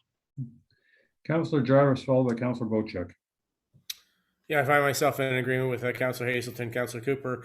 I'm sympathetic to the notes made by Councillor Douglas on this. I know that it's probably been a heck of a strain on people trying to get things done, just as it's been a strain on our planning department. But I'm in agreement. Let's see how this works out and take it from there. My only question is, within the recommendation, the wages are listed, I presume, on an hourly basis. Do we not pay salary, or is this the equivalent thereof? That is the equivalent. I just wanted to outline the hourly wage. Okay, so they'd be paid a salary, but this is how it works out to hourly. Thank you. Councillor Bochek. Well, thanks, Jessica, for the report, because I think it is important. I, for one, believe we're short-staffed in the planning department. The delays are extreme. We are not providing customer service, and I've heard repetitively from all of council that our customers are our ratepayers, and we're to serve them. My only problem with this report and its timing is I have a meeting set for Wednesday with Blackline for a core services review, which I certainly have a lot of thoughts that I'm going to put to them. And we're going to be getting recommendations from the core services review on efficiencies of full-time employment, things like that. And I would like to get that report before I make a solid decision. But in saying that, I know how desperate our planning department is. And these are, I believe, two minor positions that regardless of what the core services report reveals, I think these positions will need to be filled anyway. So if I'm asked to make a decision today, I will certainly support our CAO and get her the staff that she needs to get some of these applications routed through. You have to remember, 600 applications a year, we only work 5 days a week. Do the math. We're expected to put out like 5 applications, approve or disapprove 5 applications a day through one planner. It's not going to happen. So I would have really liked to see this come next month after the core services review results. May even be more than that, could be a few months, but if need be, let's get the help where help is needed. And this is where the help is needed right now. Thank you. All right, thank you. I personally agree with Councillor Douglas in the sense that I believe that we're going to have to expand our department fairly quickly. Having said that, the resolution in front of us is regards to adding 2 positions, and I'm certainly sensing that, like most of council, I believe that this is the right thing to do. But I also think that we have to be prepared. I wouldn't be surprised if we had 600 applications this year, that we'll have 800 next year and 800 the year following. And the reason I say that is there has been more turnover in property ownership in our township in the past 18 months than we've probably seen in our entire history. And the majority of those people are thinking about making some changes. Could be minor, could be major, might require a building permit, might not. But I can't help but believe over the next couple of years, our planning department will be far busier. And I wouldn't be at all surprised if our CEO, Ms. Gumby, comes in front of us sometime in the next, could be 4 months, could be 6 months, looking for an additional position. At this point, she's asked for 2 additional positions. And as you know, the resolution reads, moved by Councillor Hazelton, seconded by Councillor Douglas. Be it resolved that council authorize the CEO to post for a junior planner at the wage of $22.94 probationary and $26.98 step 1, as well as an environmental technician at the wage of $19.41 probationary and $19.99 step 1, and that the positions be funded through the working capital reserve for 2021. Any additional comments before we take the vote? Councillor Douglas. Just a question to our CAO. Jessica, do we have off the top of maybe our accounting department actually what the cost for our outside consultant was last year? That might have just been in that report actually. It's definitely not in that report. No, I do know that, sort of similar to what Councillor Hazelton said earlier today, is that when we had the planning consultant last year, we were using their services sort of less and less towards the end of the year. So I cannot comment on exactly how much we did spend on them. But that being said, when the new director starts, fingers crossed, early September, we won't be having to rely on them for all of the large projects. That will be the job of the director of planning. So we do have a director of planner coming in September. Hopefully. Okay. Yes, we do. So that will give us another planner then that will be in house. But okay, well that makes, sorry, that did not jump into my mind on that. So it'll be hopefully a new director as of September plus the junior if we goes through today, the junior and the environmental technician. Yes, and the planner and the planning technician. Okay, well that makes a little bit more sense to me because what I would hate to see happen here, and although I respect what the other councillors have said, I am in agreement with Mayor Coutier. I think it's just going to keep growing. We've seen a huge turnover on this lake, and I'm almost every single person that's bought on this lake has contacted one of us contractors to ask about renovations and this and that. And I mean, everything's going off till next year. We're booked this year.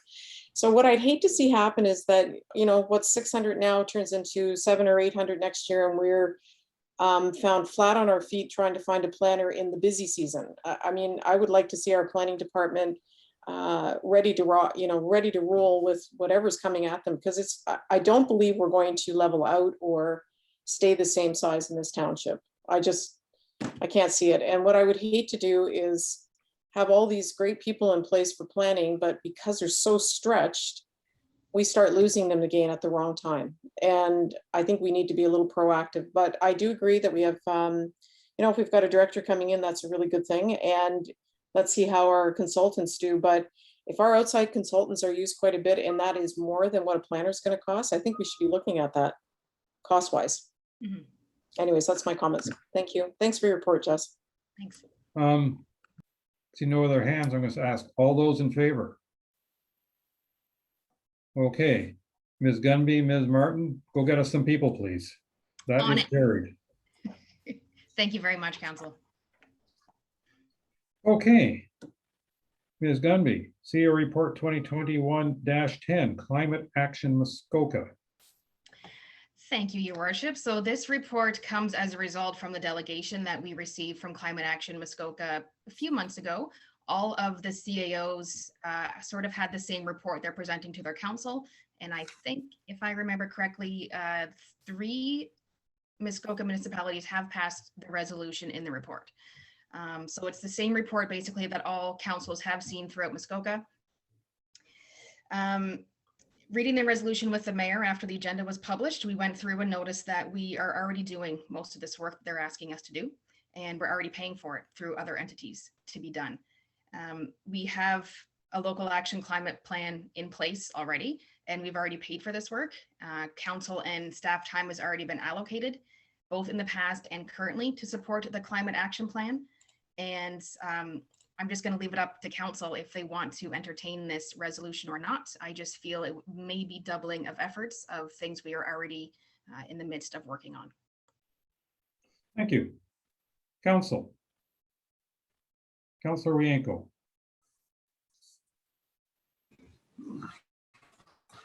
I have no problem supporting anything to do with climate change, but there's so many different groups nowadays working on it, and this Muskoka group is one. We also have the Georgian Bay Biosphere working on it. We also have SSCA working on it, and I don't know how much coordination is going between all these groups and so on. So just to support one organization over another, that's difficult. I leave it with staff to determine where our leadership should come from, but I would think that the biosphere people and SSEA are probably closer to our needs, and we should probably be following them. So just keep that in mind. But again, I'll support anything on climate change, but maybe Jessica, you can comment on that about where you take your leadership from on this.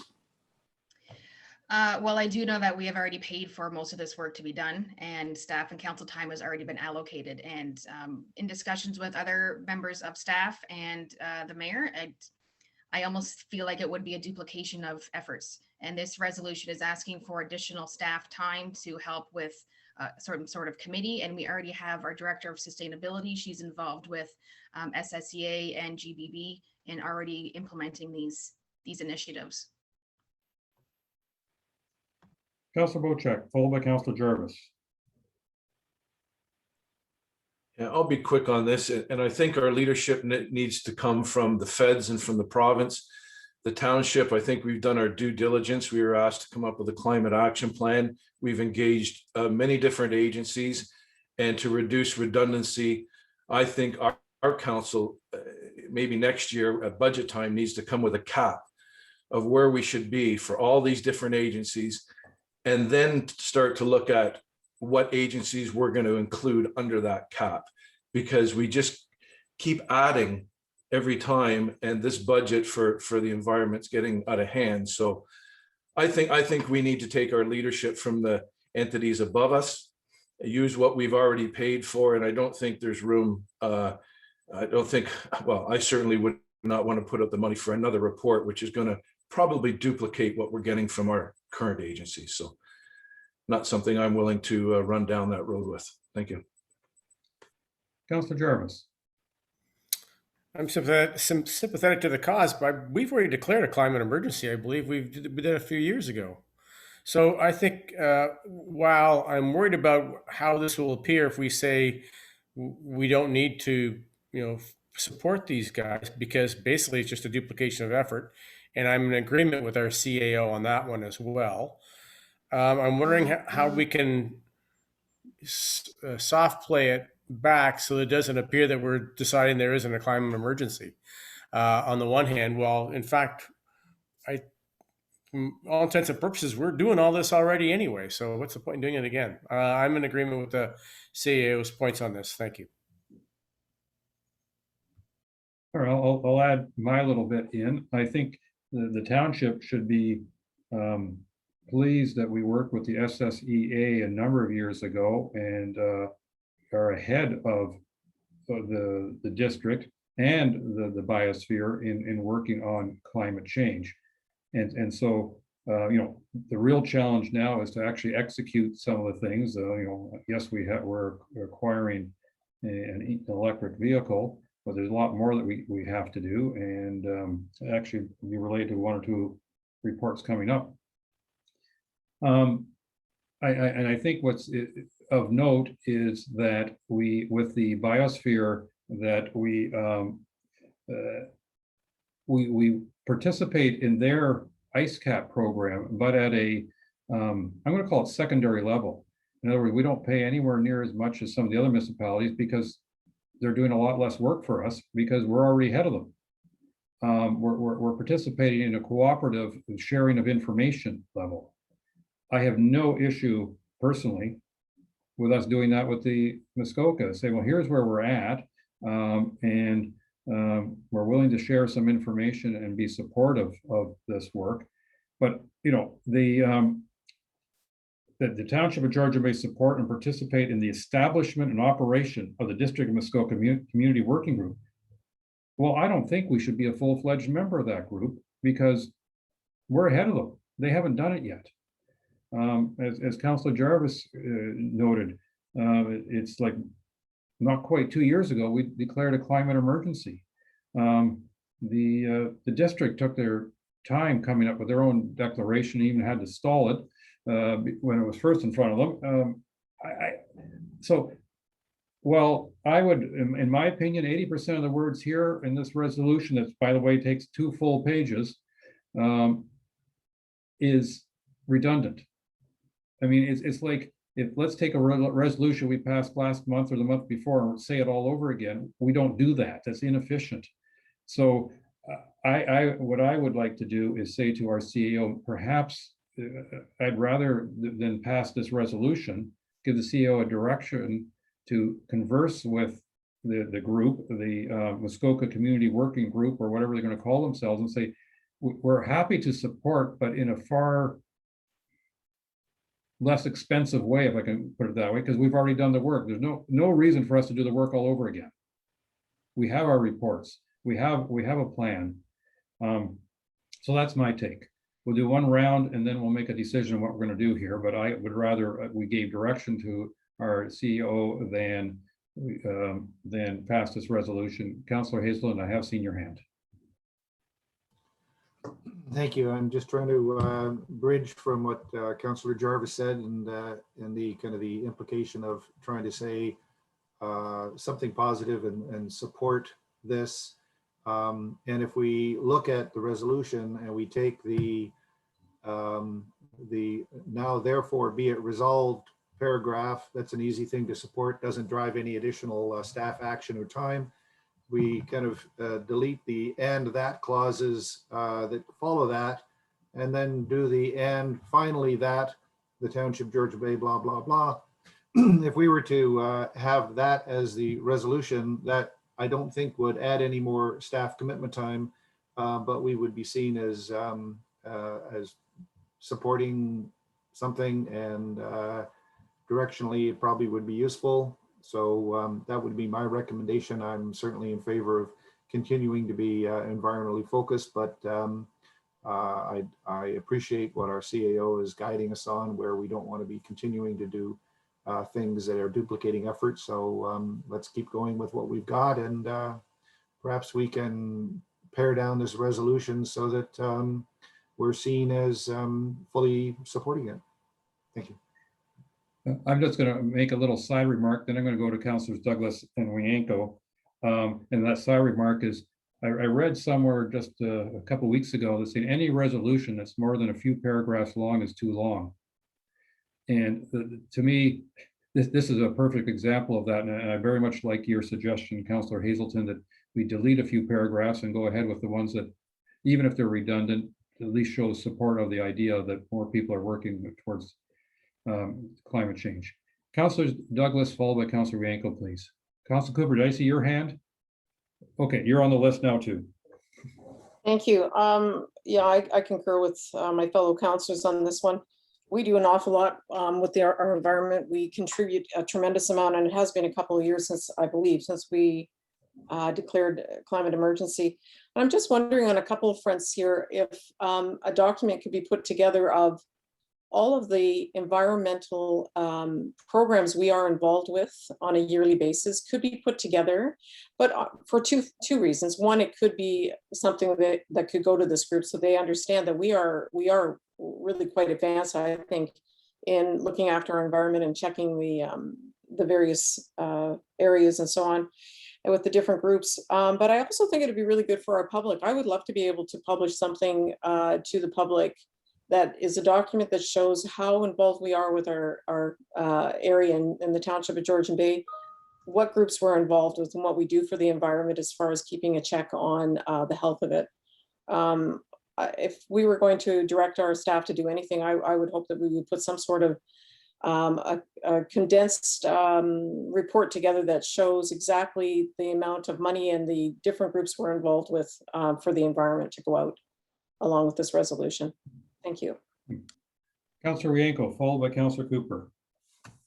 Yeah, I think Cynthia just took all my words. I think that's what we should be doing, and just having one resolution indicating what we presently do and what we could do for the Muskoka group too. So let's have another different report saying what we do, and then the resolution itself should be clear that we are already doing it. We have proclaimed an emergency, and we are doing this, and then we'll additionally do stuff for Muskoka. So I think that's an excellent idea.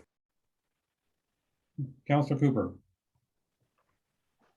I'll be very brief, and I concur with your comments, Mayor. There's a business school saying it's called the KISS method. KISS method stands for keep it simple, stupid. Thank you. Oh, I think I've just been called stupid. Thank you. So Councillor Councillor CEO Gunby. Oh, no, thank you. Yeah, you didn't win the election you ran in.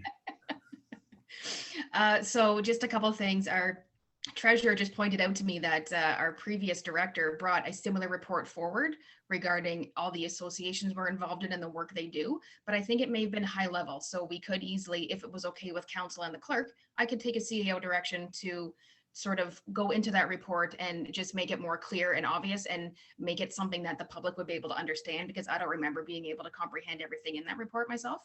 So I could definitely simplify that and bring it forward to council.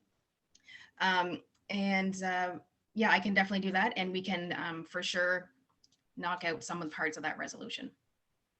So what's in front of us now are two options, I think. One is simply to defer this and have you bring a modified report back to us next month with a much simpler resolution, and or take this resolution, knock out 2 or 3 or 4 paragraphs and pass it. But I'm not entirely sure what purpose that's going to serve, other than a confirmation by this council that we believe climate change is important. Which, as Councillor Hazelton said, which I agree with his suggestion, I think that might be the better idea, is to knock out the paragraphs that commit us to assigning staff to this project. Excuse me. Bless you. But just having a resolution passed that just sort of reaffirms our commitment to climate change action plans that we have on our own, so that they're fully aware that we do support their initiative while not actually taking part in their initiative, because we have our own occurring. Well, I would take and staff direction to bring back a simplified report. then if I can say this, I mean, and from my perspective, when I look at this, the 2 pages worth of resolution, all the whereases are fine. I mean, they're stating fact. They're repetitive, but in the sense that we've done it already with our climate declaration of climate emergency, but they're stating fact. And you know, the first, therefore, that we continue to support the existing declared climate emergency, yes, that's fact. If we get rid of the second paragraph, which has already been deleted, and the third one, and that's the one that says support and participate in establishment. The fourth paragraph, the town should collaborate with other municipal governments, institutions, industry association. In one sense, we're already doing that, as well as seek and secure funding opportunities from both internal and external sources. I don't have a problem with that paragraph staying in the sense that we are already working on that, but I don't care, doesn't matter what leaves. And the township commits to adding climate action perspective on all decision making. Well, we already asked to do that through our climate emergency. So again, that's you know, it's taking what we asked in climate emergency and taking it one step further, so we can debate that a little bit. And that the township of Georgian Bay work with other Muskoka municipalities and communities to educate the general public. Well, yeah, that part I don't have a problem with because we already are to some degree anyway. But that's my personal take. So I will now ask council, out of all these paragraphs, which ones do you want to delete or keep in? And we'll make a decision. Councillor Hazelton.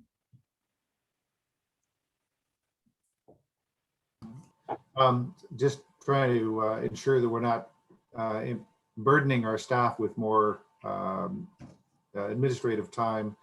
The clause that starts with, and that the Township of Georgian Bay commits to adding climate action perspectives on all decision making, blah, blah, blah, and to include a section titled climate change implications. That sounds to me like it's going to have an impact on every report that staff bring forward. And I'm trying to be sensitive to not burden staff with that requirement. Theo Gunby. Thank you. Great question, Councillor Hazelton. So recently I have reminded staff that we do, in our report, we have the, report supported by, so it'll say strategic plan. So we're also going to put the heading of local action climate plan. So we can go through the 18 steps in that and just sort of pick one and put it on, so that in the report, it will show how it affects the climate, if so. And we did ask for that in our climate emergency declaration. And so it's one thing that didn't happen as much as it should have the past year because we had other things going on. But I personally think it's a good thing. I mean, sorry, if I may, the Director of Sustainability is sending me a message about something she wants kept in the resolution. So I'm just going to ask her to pop on here and explain that. Good morning. We're just looking at page 2. It would help us to avoid any media backlash for this if we keep in on page 2, number 1, and whereas number 2, therefore be it resolved that the Township of Georgian Bay, and then a second from the bottom, the Township of Georgian Bay commits to adding a climate action perspective in all decision making, which is what our CAO was just talking about on our report. And if we were to do that, then it identifies that we're definitely interested in this conversation and this discussion. We just can't commit any time to another agency when we're working very well with the ones we have. And actually, we're light years ahead of in comparison to what these other Muskoka municipalities are doing. If we just kept those 3 resolutions in your resolution list, then I think you'll be okay for identifying that this is a priority. It's just not a priority to make this organization a partner as opposed to what we already have in place. Thank you. So at this point, there's no question in my mind that the first and second and that's are out, because that's talking about doing a lot more work and expense. The fourth and that is the one that Ms. Schneier is encouraging. The third one is the Township of Georgian Bay collaborate with other municipal governments. The only reason I think that we might want to leave that in is if there's at some point down the road that we just know that the district is going to be applying for funds to try to achieve these goals. And, you know, I think it's just as wise that we participate in those applications if there's an opportunity, as opposed to totally ignoring that opportunity. I mean, to see the next and that, which is about education. You know, I don't have any problem with that. And the final one, that we communicate with various people in the governments that we think this is important. I think it never hurts to remind them. Any more comments from? Okay, we're going to go Councillor Vocek, followed by Councillor Jarvis, please. Thank you, Mr. Mayor. I hear what the other councillors are saying, but I'm completely at ease with not supporting this resolution. I believe we've made decisions in the past which were good decisions on climate control, climate change, climate awareness. I have faith in the identifiable groups that we support and fund. And I'm not one for riding on coattails. This group obviously is looking for staff and funding. That's what was presented to us. And I think if we say, yes, we're going to get involved, but we're not going to fund you and we're not going to dedicate any staff to it, it's basically saying the truth, but we're not telling them the truth. So as far as I'm concerned, I would vote to defeat this resolution in any form, because I believe that we've covered off our bases. We're supporting the right groups. We're far ahead of any other group, and can't see spending money trying to catch up to where we already are. So we're all entitled to our own opinion, and certainly follow council's way, but I don't think there's a need for this. And I don't think our residents need to be putting out any money towards it. And I think that's where it'll end up if we show our support. So that's it. Thank you. Thank you. Councillor Jarvis. I'm sympathetic to the comments just made by Councillor Vocek, but I'm also keenly aware of impacts as per comments made by our Director of Sustainability. I'm wondering that in those and that's that we're looking at removing, which is fine by me. I mean, I was really happy with Councillor Hazelton's idea with do the now therefore be it resolved that and then finally that. But if we want to include stuff that we're already doing, for instance, if you can follow me, we go to the and that's the third one, the Township of Georgian Bay continue to collaborate, because that's what we've been doing anyway. Can we just acknowledge the things that we're already doing within some of those and that's and put that as part of it as well? We're getting into the weeds here, and this could take all day for us to formulate a proper resolution. Should we give this back to staff to come back with something maybe later in the meeting? I don't know. Anyway, that's where I'm at on it. Thank you. Councillor Douglas. Thank you. I think because there is so much to be kind of revised here, I'm in favor of deferring this to next month and having it come back with a shortened, condensed report from staff that they're planning on doing, so that can actually go with the resolution. Because that right away then will show what we're already involved in, and that gives staff a bit of a chance to revise this fairly lengthy resolution. I'd be in favor of that, unless they can't put that report together for the condensed version of what we are doing already. But I think that should go with the resolution back to district. Well, I'll put it to council and our CEO. I don't want us to spend another half hour trying to refine or revise this, because I think that's a waste of our time. I think it's very clear from all our conversation that all of us are sensitive to climate change and believe that we should be taking action, and we believe that we have already started that.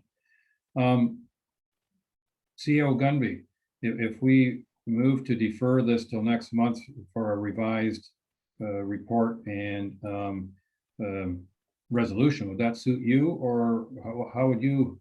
What are you looking for from council, given the discussion you've had so far, heard so far? That would suit me just fine. I am not aware of any sort of time frame requested or required from this group. And I can easily communicate that we have additional research to do before we consider any resolution other than defeating it.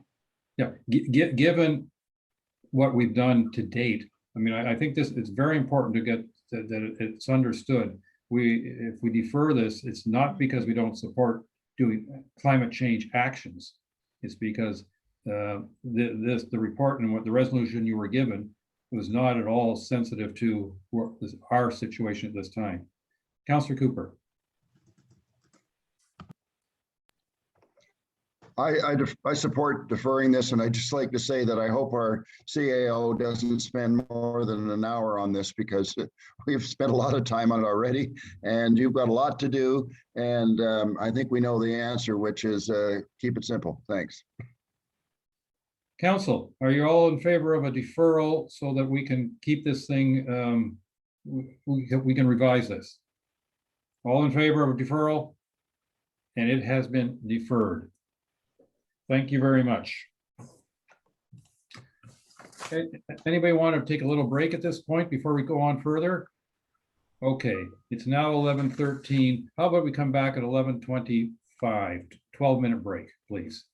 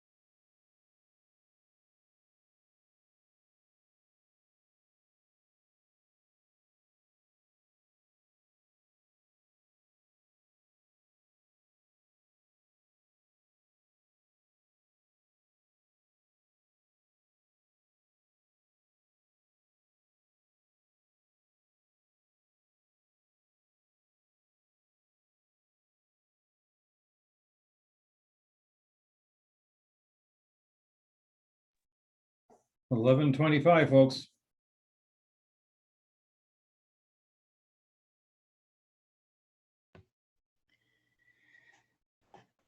And I have no idea why I'm looking so yellow now when I come back to this meeting. I can't explain these darn computers. Oh, well. I guess You look I'm like a- an old tinted photograph. Yeah, like I'm jaundiced or something. I don't know what's going on. I swear I didn't do anything to my I think computer. Jessica has something to do with it. Could be. Probably. Ms. Gunby, let's talk OPP, please. Okie dokie. I just want to make sure there's a clerk first. Oh. Spoken like a true ex-clerk. Technically, we can move ahead because I'm deputy clerk assigned, but I'm pretty sure they'd kill me. No, we wouldn't. No, I mean the clerky people.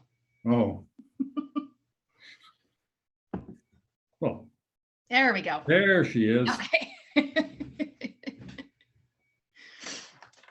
Okay, so the OPP Detachment Board, it's not the same, obviously, as the previous report, but it's the same in the fact that it's a cut and paste from other area municipalities, but this one is not from Muskoka. This is from the Southern Georgian Bay Detachment municipalities. Yeah, we get Muskoka tomorrow. Yes, so tomorrow, I can just sort of preamble it with this. So tomorrow, the District of Muskoka is coming to do a delegation to Committee of the Whole about this for the Muskoka area, but this is for the Southern Georgian Bay detachments. Because we are one of the lucky municipalities that use 2 different detachments from the OPP. So the Community Safety and Policing Act requires that now you have to have 1 detachment board per detachment of the OPP. And the board, what we have determined based on the CAO's meeting from the municipalities that use the Southern Georgia Bay Detachment. In the report highlights, it outlines that we are recommending the board composition be 13 members, which is 1 elected official per municipality, 1 community rep per municipality, and 3 provincial appointees, including OPP employees.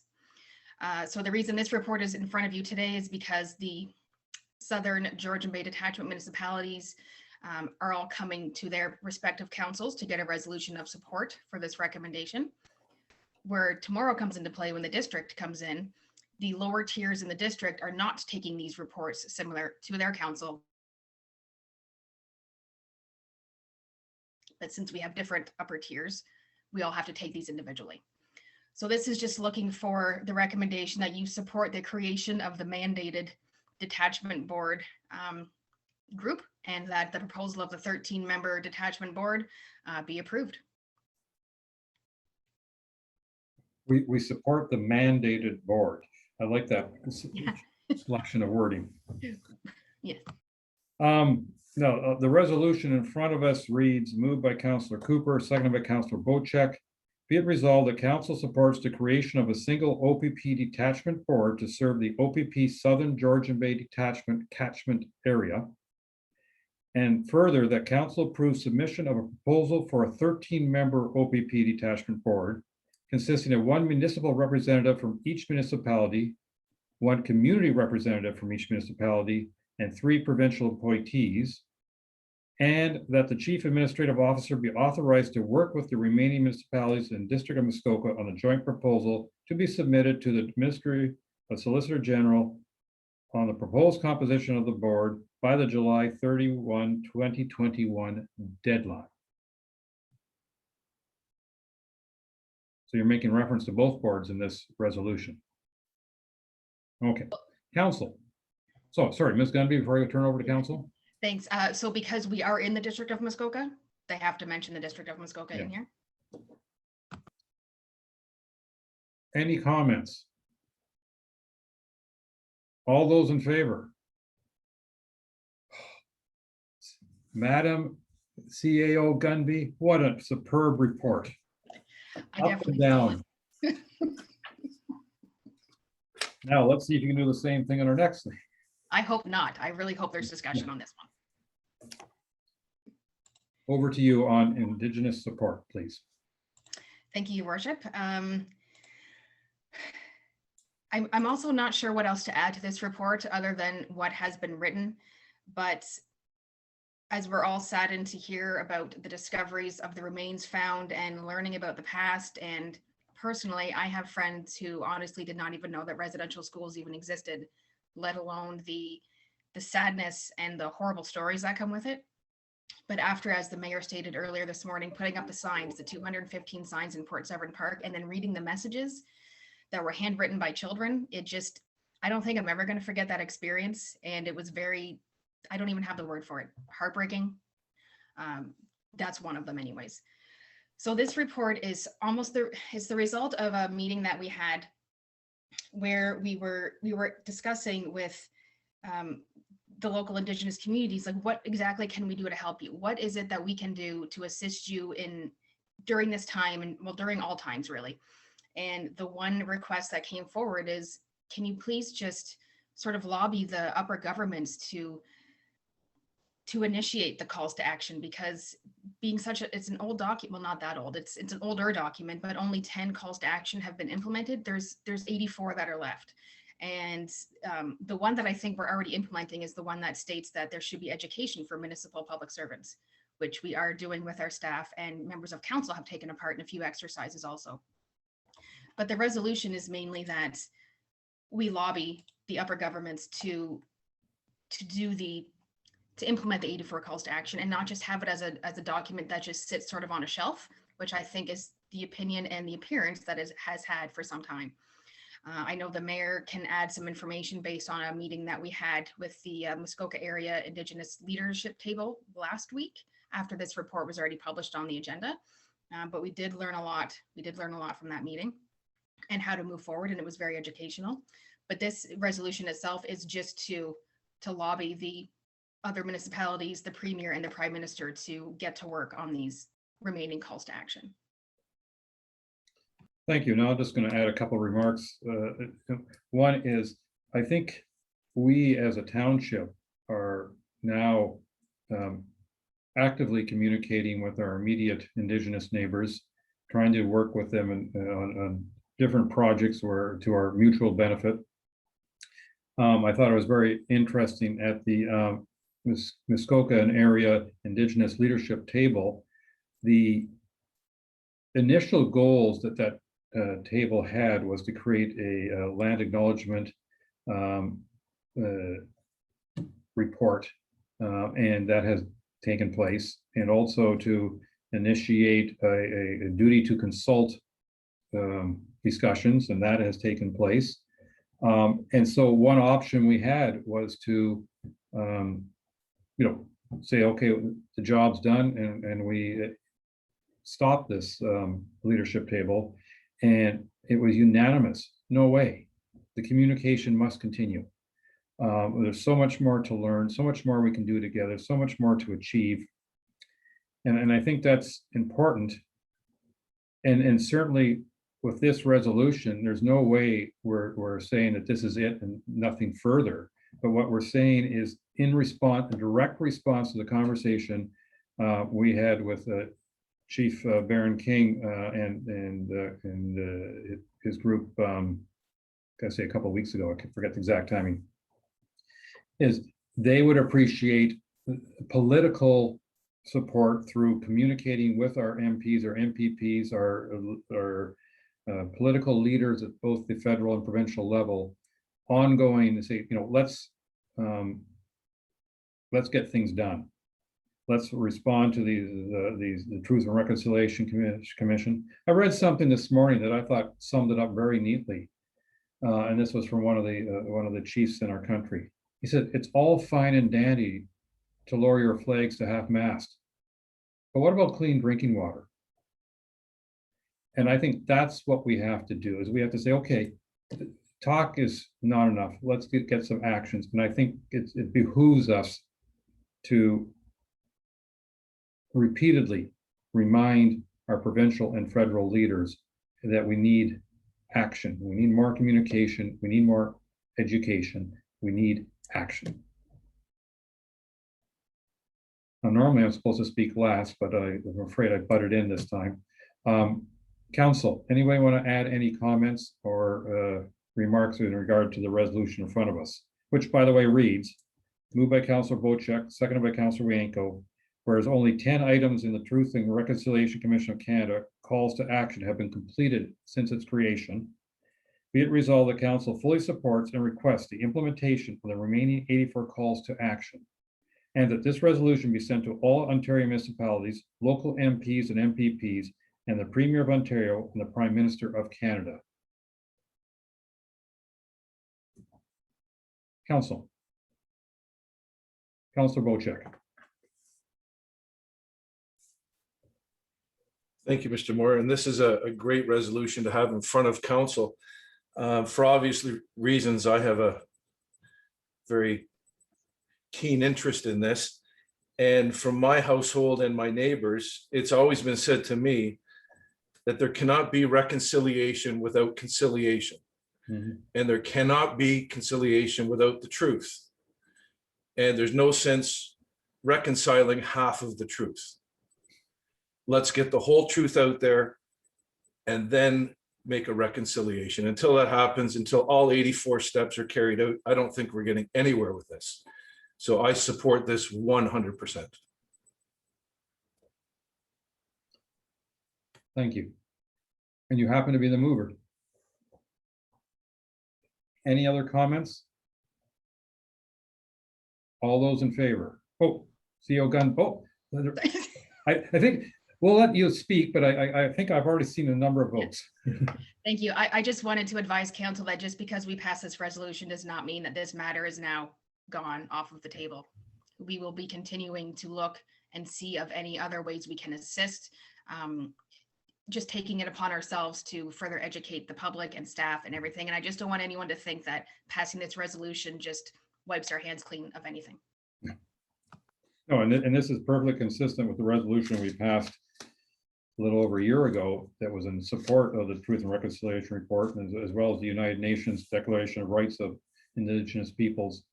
So this is consistent with that, but we're doing this also in direct response to the request of Chief King that we communicate now and regularly with officials at other levels to encourage them to be more and more on board.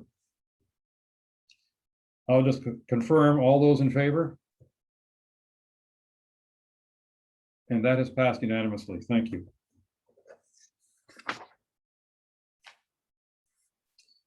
All right, I believe that's it for COA reports. And now we're going to go to Ms. Boutiette. Oh, sorry, Councillor Cooper. I just wanted to ask our CAO if maybe I missed this, but I went on to the District of Muskoka website and the GeoHub, and I noticed, yippee, the Township of Georgian Bay is now up on the GeoHub. So all our zoning is available on the GeoHub, but did you announce that anywhere or not? I'm just curious. I thought it might be part of your report. Thank you. No, I did not. I thought that it was already there, and the only difference is that we now use it as staff. So either way, yay, it's there, and staff are using it. Okay. Thank you very much, but I do believe, maybe I'm wrong. I'm pretty sure we weren't on it until very recently, but anyway, were we? We were on it. No, we weren't. Thank you. So it's a new thing. Yeah. Thank you. I think we should indicate that, and I think it's very good information that anybody in our community can go into that and see what's available through the GeoHub. So I would encourage that we communicate that through our communications department. Thank you. Okay, thank you. Ms. Way, will Councillor Cooper's remarks be included in our minutes?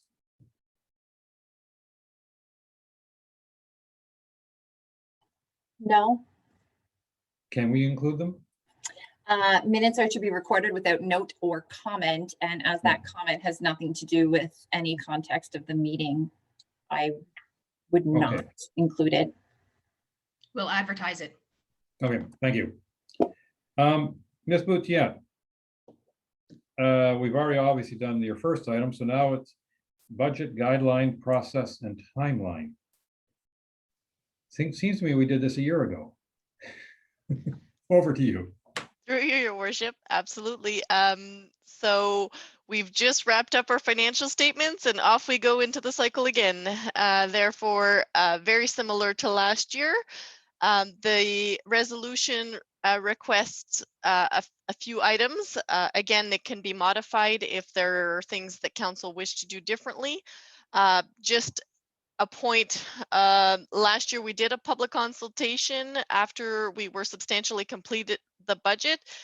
There was, if I remember correctly, only one external attendee, therefore questioning whether it's worth it. However, we're willing to do it if that's council's wish. So on the table today is wondering if council wishes to do a council survey once again. A meeting with the Director of Finance, myself, and individual council members, written submissions from groups or organizations who wish to propose budget items to council, delegations from those groups, and public presentation. Again, I am a little bit late. A lot of these invitations have been sent out in anticipation that council will want to move forward with a process similar to last year. However, they could be retracted if council does not wish to move forward with a process similar to last year. All right, thank you. So basically we have 5 items and you want us to say yay or nay to each of those 5 items. Correct. It's all in one resolution. And so council, the 5 items are part of the report, but basically the survey, a council survey, yes or no. Council meetings with our Director of Finance, yes or no. Written submissions from groups wanting money, yes or no. Delegations from groups wanting money, yes or no. And public presentation, yes or no. I'm willing to entertain comments on all this. I believe in all of them we said yes a year ago.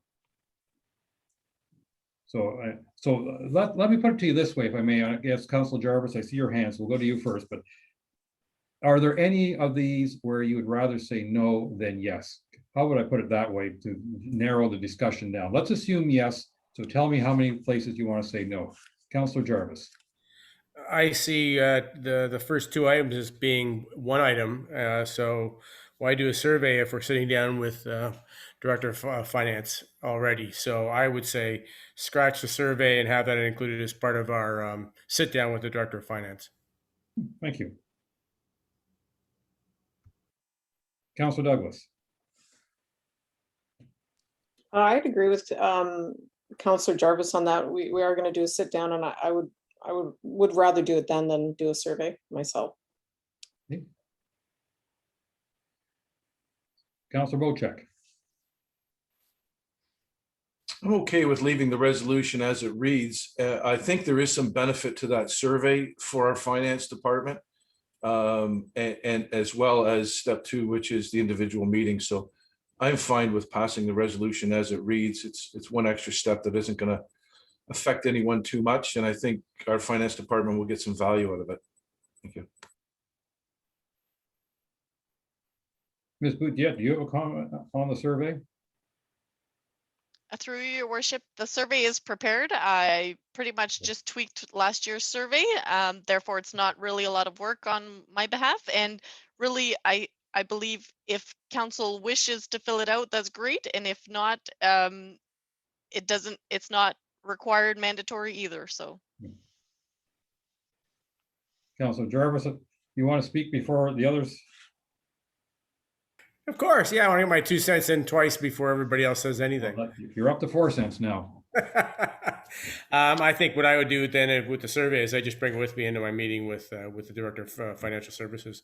There's some comments made by Julie regarding a public presentation, town hall style Q&A. I'm not sure how we want to handle that if there isn't much interest, but I think we've got to try and maintain some level of appearance of transparency on this. So I think we got to keep that one on the table. Okay.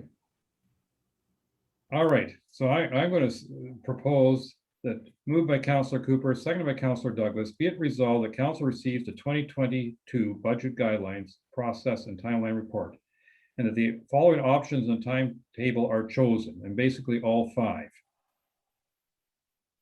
It says, I'm not going to read them all out again. Any further discussion? All those in favor? All right. Ms. Boutiette, you have your homework. Or you've already done much of it anyway, but please go ahead. And your next report is Alternative Revenue Study Report. Over to you. Perfect. Through your worship, this stems from last month's delegation from the policy shop. I think the report captures what a revenue study could do. However, from the feedback received and from a staff perspective, the recommendation is that we continue to look for funding sources for a revenue study versus funding it through taxation, and that we defer the item until we find such revenue source. Okay, thank you. Are there any comments from council in this regard? Councilor Jarvis. Yeah, I'm somewhat in agreement. I was having trouble trying to relate to what they were presenting to us in light of the fact that I think that our staff do a pretty good job coming up with ideas and where we can find funding sources if indeed there are any available. And I think as members of council, we can always make our own presentations to Julie as well on this. And for right now, I think it's a very, very good idea to hold off for the time being on it. Whoops. Any other comments? Councilor Rienko. Yeah, I found some of the ideas a little off the beaten path. Is there an example of a report they've done for another municipality that we can see? Maybe I'm having trouble really getting my mind around some of the ideas they're spouting out there, and I'm just wondering if it's actually even worthwhile to consider even doing the work if we can find the money, given other projects that might be of higher priority. I'm just trying to get my mind around some of their ideas. So is there some other municipal report that you can send us as an example of what they can do? Through your worship, I could definitely request to see if any of their prior work has been released publicly. Yeah, I think if I may, it would be interesting, not only that, but I sensed that at times they didn't really appreciate our circumstances, what our municipality, how looks like versus many other municipalities. And I think that's an important thing to take into account. Councillor Hazelton. I have it's going to be a brief comment. I was going through the report and I was reading the content there, and I stumbled across one statement, and I thought it was interesting. The statement is waiving or discounting certain fees, license fees for local tradespeople. And what immediately jumped into my head was a conversation I had with some of the taxi operators in our community who are questioning the value and the importance of some of the licensing fees that we seem to want for our new docks at the Port of Honey Harbor. And what got me thinking was we probably want to get that port running at full steam before we start penalizing service providers. So that for me was something that seemed to dovetail into the idea. But as far as the resolution goes, I'm in favor of the content of the recommendation. Thank you. Thank you. I'm just going to add one comment, and that is just above your financial considerations paragraph, you made reference to the Wata Nation, and Wata misspelled, but no reference to the Moose Deer Point Nation. So I thought that was just an oversight that should not happen next round. But right now I have moved by Councillor Douglas, seconded by Councillor Hazelton, be it resolved that council receive the alternative revenue study report, and that staff be directed to continue to look for a funding opportunity for such a study to satisfy council's priority about managing tax increases and considering discounts, and that the study be deferred until such time as 100% funding is found. Any further comments? All those in favor? And that is carried. Thank you.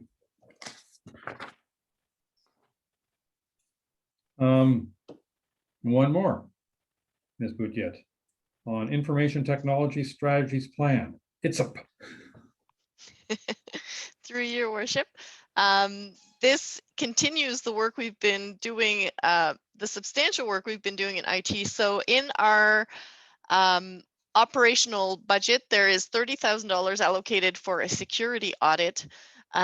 We, with a lot of research and work, we've determined that our insurance provider, through our cyber insurance, provides some of these services for free. Well, we're paying for them indirectly through our insurance policy. However, they want us to be as cyber secure as we can so that their liability is reduced. So this being said, we could probably piece out the security audit into different components, some of them which are free and some of them which are not. However, they have preferred vendors they've already chosen that they like to work with, and so on. So essentially, this report is to reallocate the $30,000 into smaller pieces, where we could implement our next step of security, which is tightening up how our Office 365 is secure and enabling our multi-factor authentication. And then another piece of the puzzle, or of the security puzzle, is get a company who is TechGuard to do a penetration testing. That's, we estimate, about $8,000. So we're asking for sole sourcing. This is the company that AIG, which is our insurance, our cyber insurance policy holder, recommends to do these kinds of tests. They will get the results as well as we will, and then that the rest of the monies be spent once they do their penetration testing to remediate those issues, if any are found. We hope that none are found, but I don't think anybody can be 100% secure. So. Okay, thank you very much. The resolution in front of us is moved by Councillor Hazelton, seconded by Councillor Jarvis.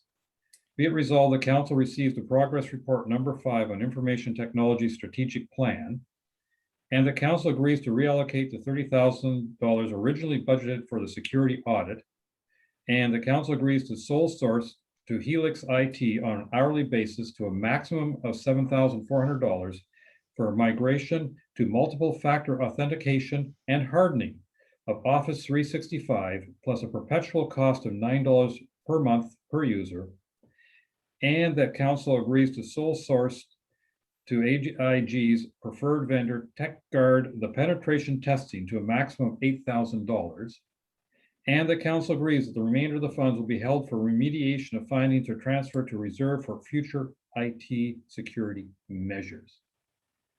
Council, any discussion or questions? Councillor Jarvis.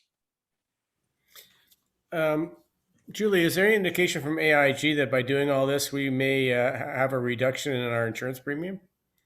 I mean, what's the impact one way or the other? If we don't do it, is our premium going to go up? If we do it, is our premium going to go down? Through your worship, we had a very interesting presentation, CAO Gumby and I, and I think if we don't do it, we enter the risk that they might not insure us at all. But I don't think we'll see a premium decrease based on these findings. I don't believe that there will be a premium increase. I think we're priced in the market. However, with the hardening of markets, they do have the choice of who they insure or not, and those who don't undergo tight security measures, they have the option of saying, we won't insure you at all. And we all know the scares and the potential outcomes of not having proper cyber insurance in place. Hacking is a real threat. Yeah, okay, thanks. Anyone else? All those in favor? And that is carried. All right, thank you very much. Ms. Martin, you're next on the docket. Hello. And welcome. When was the last time council has seen you? It's been a little while, hasn't it? It has been a while. It has. trust you've Yeah, been so it's keeping nice well. to see everybody. Yes. So Well you're and gonna talk safe. about non-union remuneration. Yes, so our Remuneration. I've never pronounced it correctly. remuneration, yeah, it's a mouthful. So through your honor, we've done some updates to the bylaw. As you can see, we had some position title changes as well. Our director of planning, we revisited the job description and made it more in line with the other directors, so bumped it up from 5 to 7. So there's a bit of an increase there. It moves up a step because of that bump in the required years of experience coming into that position. We just tweaked some language around the probationary period to ensure it was in line with ESA, as well as some language about the time in lieu of overtime. We changed that a couple of versions ago, and there was some unintended language there, so we just cleaned that up. The paid vacations, it was pretty old, that language, so we kind of brought it up to snuff, and are allowing staff to take it in 1-hour increments. Of course, encouraging people to take it in 1-week blocks to ensure that they're getting their rest and relaxation. Sick leave allowance, we provided some clarity there because there were some people that left and thought they could take their sick time, and it didn't really say that they couldn't, so we put language in there to say no. And then we also, under Schedule C, speaking to the benefits, currently it only speaks to a psychologist. So in order to provide, because as you can imagine, so under that same one and under that same expense, so there's no added expense, it's just allowing them to be able to go to different title of services. So now we're saying psychologist, psychotherapist, psychoanalyst, or registered social worker. So because it's important, especially right now with mental well-being so important. So we are asking for that to be updated. The financial impacts are not that great. It's really just around the director of planning. And because we're self-funded for our benefits, we're not sure what kind of an increase that's going to look in terms of changing that language for who they can access for mental health services. But I think in the end, the fact that if somebody's reaching out for services, it will save money because they won't end up hopefully on a short-term or long-term disability. So any questions? Okay, thank you. I have moved by Councillor Jarvis, seconded by Councillor Wienko. Be it resolved, the council receives the non-union remuneration bylaw report, and the council adopt bylaw 2021-045 for the non-union remuneration with the recommended changes. Council, any discussion or questions? Councillor Hazelton. Thank you, Tammy, for this. I do have one question. This may be because I'm an old fart and don't understand some of the newer strategies, but you're talking about instead of having vacation time is to be used for full day unless approved by the CAO, to vacation time can be taken in 1-hour increments. That's completely new to me from a concept standpoint. Could you elaborate on that? Yeah, it's just in order to provide flexibility. I mean, we could even do it using our flexible workplace plan, but so let's say, you have a long weekend coming up and you wanted to leave an hour early for that weekend, you could use an hour of vacation. The way it was formally written, you couldn't do that. You had to do it in a full day. So it just provides a little bit more flexibility in terms of how people use their vacation.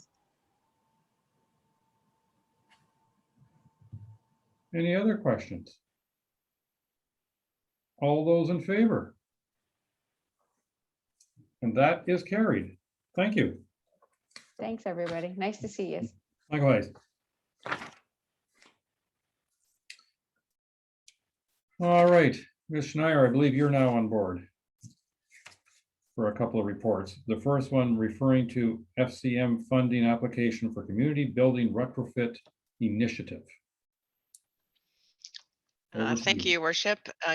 Good morning again. This report is to ask Council's direction to apply to the Federation of Canadian Municipalities for the initial summary application that would do a study on hopefully all of the buildings that we have. We are playing hard on the 50th anniversary of the municipality in our application to help define us from other applications, and are hopeful that using this strategy might draw some attention to the application. It's a very heavily subscribed application, but we feel that because there are 3 buildings at least that are at least 50 years or older, we may be able to draw attention. So I present to you the report, and what we're asking for is support to apply for and accept, and funding in the amount of up to $200,000, and then use the remaining 20% that we would require from the OCIF funding that we already have. So it's no impact on the budget at this point. Any questions?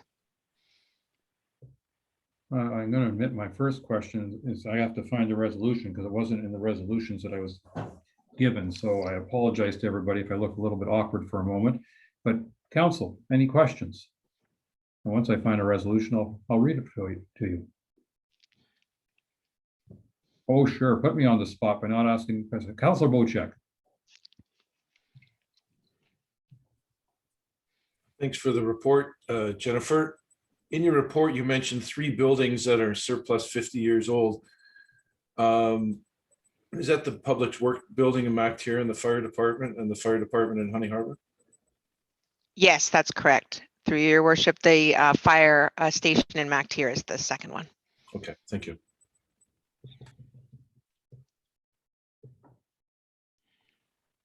Okay, the resolution that Karen's also put it in the chat, so that'll serve. Well, it's far too long, Karen. Be it resolved, the council directs staff to apply for and accept funding from the FCM Community Building Retrofit Initiative in the amount of up to $200,000, with 80% total project costs being funded from this grant. And further, that council directs staff to utilize the Ontario Community Infrastructure Fund, OCIF, for the remaining 20% funding required for this project. And further, that council directs staff, if application is approved, to issue an RFP for the hiring of a consultant to do a full and thorough review of all municipal facilities, to provide feedback on the status of the buildings, retrofit considerations, energy efficiencies, and recommissioning of buildings. And further, council directs staff to return to council. Hang on here, there we go. Further, the council directs staff to return to council upon determination of the funding allocation, the results of the RFP, and the next steps in the FCM Community Buildings Retrofit Initiative. Councilor Jarvis. Just one quick question. We're talking about this being sort of revenue neutral from the standpoint of us applying for and receiving funding. But if we hire, is the payment of that consultant part of the coming from the funding that we would be getting as well then? Through your worship, Councillor Jarvis, that's what we would use the funding for, is to pay the consultant. Okay, that's okay. I was just making sure I had it all together properly. Thank you. Any other questions? I'm sure Ms. Way knows who the mover and the shaker are in regards to this motion, but I imagine you'll vote the same regardless. It's, sorry, moved by Wayenko, seconded by Bocek. Thank you. All those in favor? And that is carried. Thank you very much. Ms. Schneier, you're going to talk to us about the gypsy moth. Thank you, Your Worship. It's a very difficult topic to discuss because there are many people that are experiencing different versions of the cycle of the gypsy moth. In our own home, anecdotally, I still have caterpillars, I have pupae, and I have moths. So the cycle isn't specific to one particular stage, and we're seeing varied stages, lot to lot. So there's not a lot of logic as to why. And I'm not an expert in the gypsy moth topic, but if with the research that we have done to help educate our fellow residents and also share conversations with fellow residents, we've present this report to you just to ask you if we can continue to advocate for the various stages of gypsy moth. You'll see in our Facebook and our social media that we are talking right now about 3 stages. As I just mentioned, we still have the larvae stage, the pupae stage, and as well now we have the moth. We do know that the female moth doesn't fly, and she is without a digestive system, and her purpose is to lay eggs. And we're seeing her on the trees now, and have posted on social media how you can reduce her egg masses as well as eliminate her on trees if you see them. Again, then we talked about using old towels or old fabric from the municipality, from your home, to be able to put bands on your trees, which will reduce the travel of the larvae. And then we've most recently talked about the pupae and how you can eliminate that just by crushing them and disposing of them appropriately. And so that's what we have been doing. I believe that Councillor Bochek was right when he identified that we are not in the business of bug killing, but at the same time, we do see the degradation and the destruction of the moth and want to be sympathetic and empathetic to property owners as they individually try to take care of their lots. That's where we're at, Your Worship. Thank you. And the resolution reads, moved by Councillor Douglas, seconded by Councillor Bochek. Be it resolved that council directs staff to continue to educate residents at a much earlier stage in 2022, reminding residents to seek out the egg sacs and insist in eliminating the larvae well before trees have developed foliage. And further, that staff continue to monitor the situation and provide content to educate homeowners and residents on what they can do to support their own properties. Council. Councillor Cooper.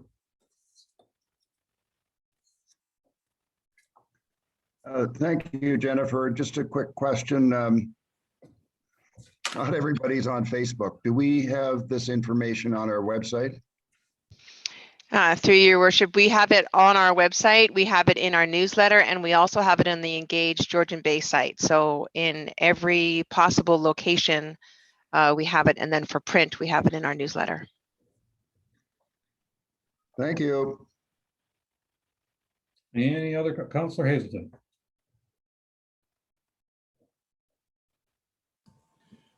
Yes, I wanted to kind of weigh in and reflect the comments and attitudes of residents in Ward 4 who I have been speaking with. They believe the township should be taking a much more active leadership role in this. They are aware and sensitive that there are some people who don't have the problem and others who do. I'd like to relate an example of something that's being done down in Mississauga. The city of Mississauga is championing a communication program to residents to try to build an awareness of where the key problem areas are, and then working closely with local resident associations to share that information so that the local resident associations can embark on more, we'll call it more intensive processes. I guess one of my frustrations is pretty much without fail, everybody who's got a devastated property has the attitude of what is to help us out. This is not just our problem, but if we have a problem, then township lands will have the problem, neighboring properties will have the problem. So it's fairly serious from that standpoint. And I think that we need to be thinking much more proactively on this. I'm not sure I have all of the answers on what more proactive activities we could be doing. But for example, there were some early email conversations that I saw in our ward early in the season, and people were already talking about the pending disaster, and I hadn't even heard about it. So, you know, this was our first year at our property and our neighbor's property. But I guess where the frustration comes from here is, had we known that this was a pending problem back at the beginning of the year, we might have been able to go out and get some of that BTK insecticide. It's not a chemical, by the way, it's an insecticide. And we might have been able to do more proactive things on our own properties with backpack sprayers and stuff like that. Or we might have been able to do what has been done in the Honey Harbor area, which I participated in as part of the Honey Harbor Association back in the early 2000s, and it was done previously, where we orchestrated and coordinated spraying programs that individual property owners paid for, but we were essentially a coordination vehicle. And given the magnitude of the problem we have here in Ward 4, I think that most of the residents are looking for the township to play a much more active coordination role. But you know, even little things like BTK was not available back in the spring. It was completely sold out. And perhaps the township should be or could be working with a supplier of BTK, helping them understand what the likely demand for BTK is going to be in the spring if people want to do this on their own, and kind of helping to champion a solution, because right now I can tell you that we are being perceived as absent to the table, providing information, mostly useless. The strategies of wrapping your trees and putting tape around the trees, I can guarantee you in my property, it has done nothing. If I tape one tree and it's a deciduous tree, the caterpillars just immediately jump to the branch of the coniferous tree right beside it and devastate the coniferous tree. So, and with hundreds and hundreds of trees on my property, that's not a viable strategy for control. So, and my property is really no different than most of my neighbors' properties. And as I mentioned earlier, those US owners have devastated properties because they have been able to do nothing. So I think we need to kind of rethink what we can do as a township to be perceived as being more supportive and proactive in helping our residents. Thank you. You just hit the 5-minute mark there, Councillor Hazelton. You must have your own timer going. Well done. Councillor Douglas. Thank you. Councillor Hazelton brings up some really important points. Thank you for that. People from this area in my ward, I mean, it's just been overwhelming, the damage that's been done, particularly on the lake as I see it. I started a bit of a I started a fairly major coordination with an air company for next year's spring, which has been very well received. And then the Go Home Lake Association has taken that on board to be the lead on that, as they should. And I think that it would have been, or would be nice for the town to be able to take more of a lead on coordinating in some way. I'm just not quite sure how that would work, but with the associations perhaps, because one thing that we know for sure, even though the individual properties will get sprayed, without some of the municipal land around it, or the crown land rather, around it, I think we're always going to, you know, still be having a problem. I mean, fortunately for me, because I had a problem last year, I was able to get the BTK, and I did an intensive spray as high as you can possibly get. But we have to remember, some of our trees are over 100 years old. You're never going to get to the top of them. So the trees that actually were sprayed with the BTK fared fairly well in the areas that they got sprayed, but above that, they were decimated. So I do think that we need to do something more intensive for in the community, whether the community does it on their own and coordinates like I have with this lake, or somehow the township has a proactive role in that. I'm not really sure what the answer is to that, but what I'm seeing when I drive down the highway going into various areas, it shocks me. And whether some of our older trees recover from this is questionable, because it's been 2 years in a row for some of the big pine trees. Pine trees don't fare as well as the deciduous trees. So I would be in favor if there was other things that could be thought about to be proactive and not wait, because spring is when you have to do it, which means we need to be organizing now in the next few months. Thank you. Thank you. CEO Gunby. Thank you, Your Worship. I just wanted to point out that it's really unfortunate that the common conception is that we're providing useless information, because I can tell you that staff have been working very hard to educate themselves and members of the public in all way we can. Like Ontario Parks, for instance, is not spraying any of their land because it can damage the ecosystem. And as a CAO, I think I may speak for most staff when I say that we're not in the, we don't want to be involved in spraying private properties, because, for instance, if someone sprayed my private property without asking me, no matter what the cause was for, what the reason was for, I'd be very upset. And if my two neighbors had their property sprayed, it would come over to my property.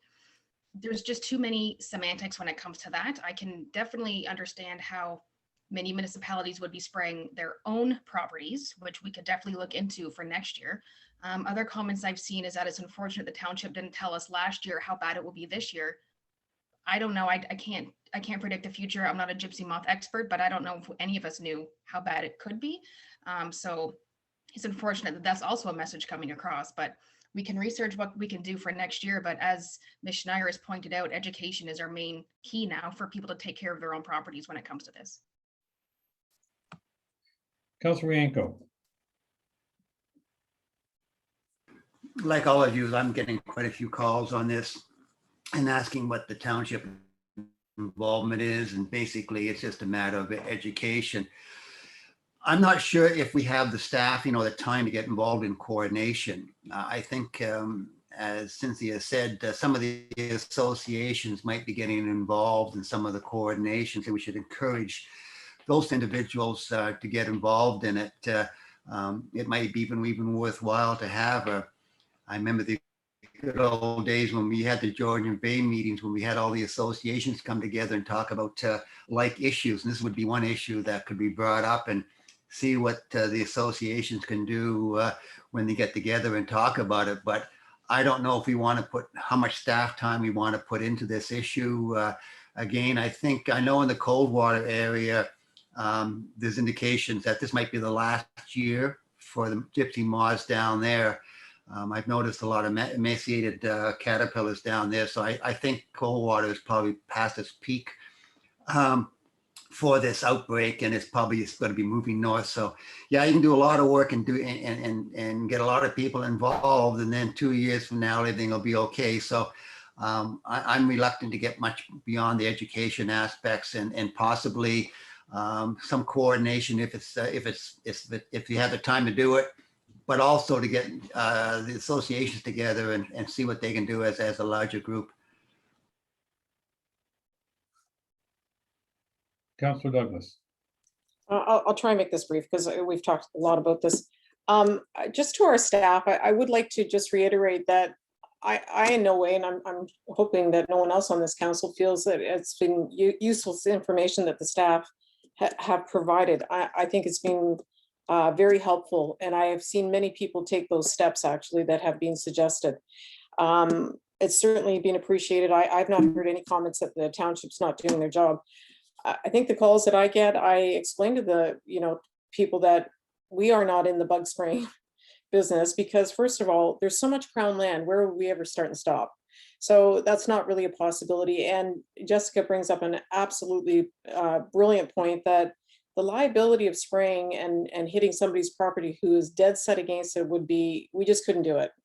But maybe a part of the role that the township could play for next year is if they had the understanding from the Lake Association who is organizing something for their particular area, perhaps with any requests that come from the public out to the township, they could make the suggestion that they contact Go Home Lake Association, for instance, or 6 Mile, that they have something in place. Maybe that would be something that they could get proactive in. I don't think they could do it on an individual basis. It's too much time and staff that we just don't have.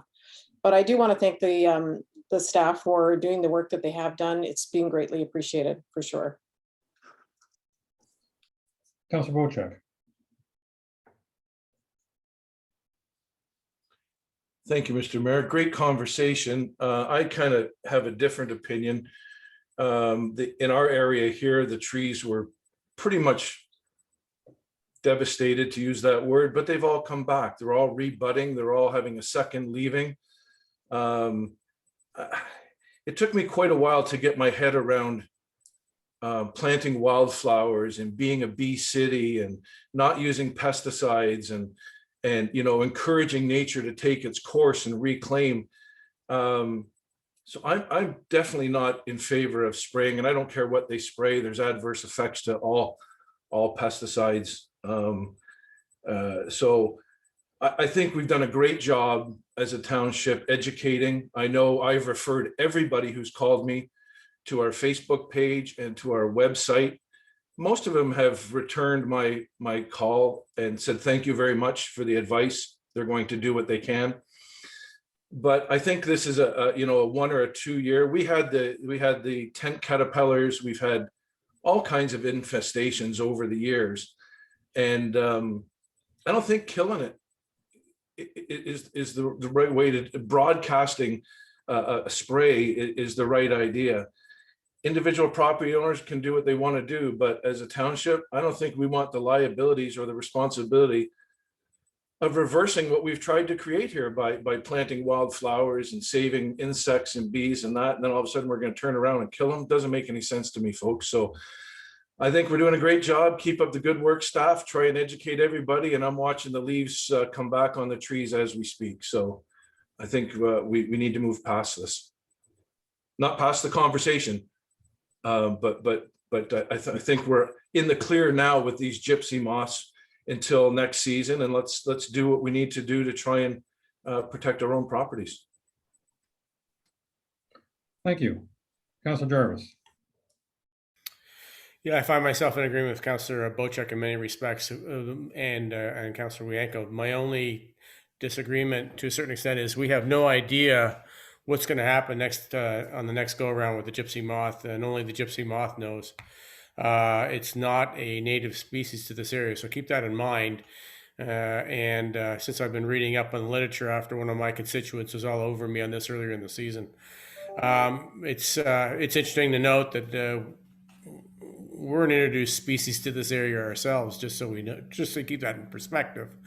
And destruction is brutal, but as Councillor Bochek noted, the trees do come back, and that was in the literature that's been disseminated by many associations and by the municipality. Thank you very much, Ms. Schneier, for everything you guys have posted. I think it's greatly appreciated.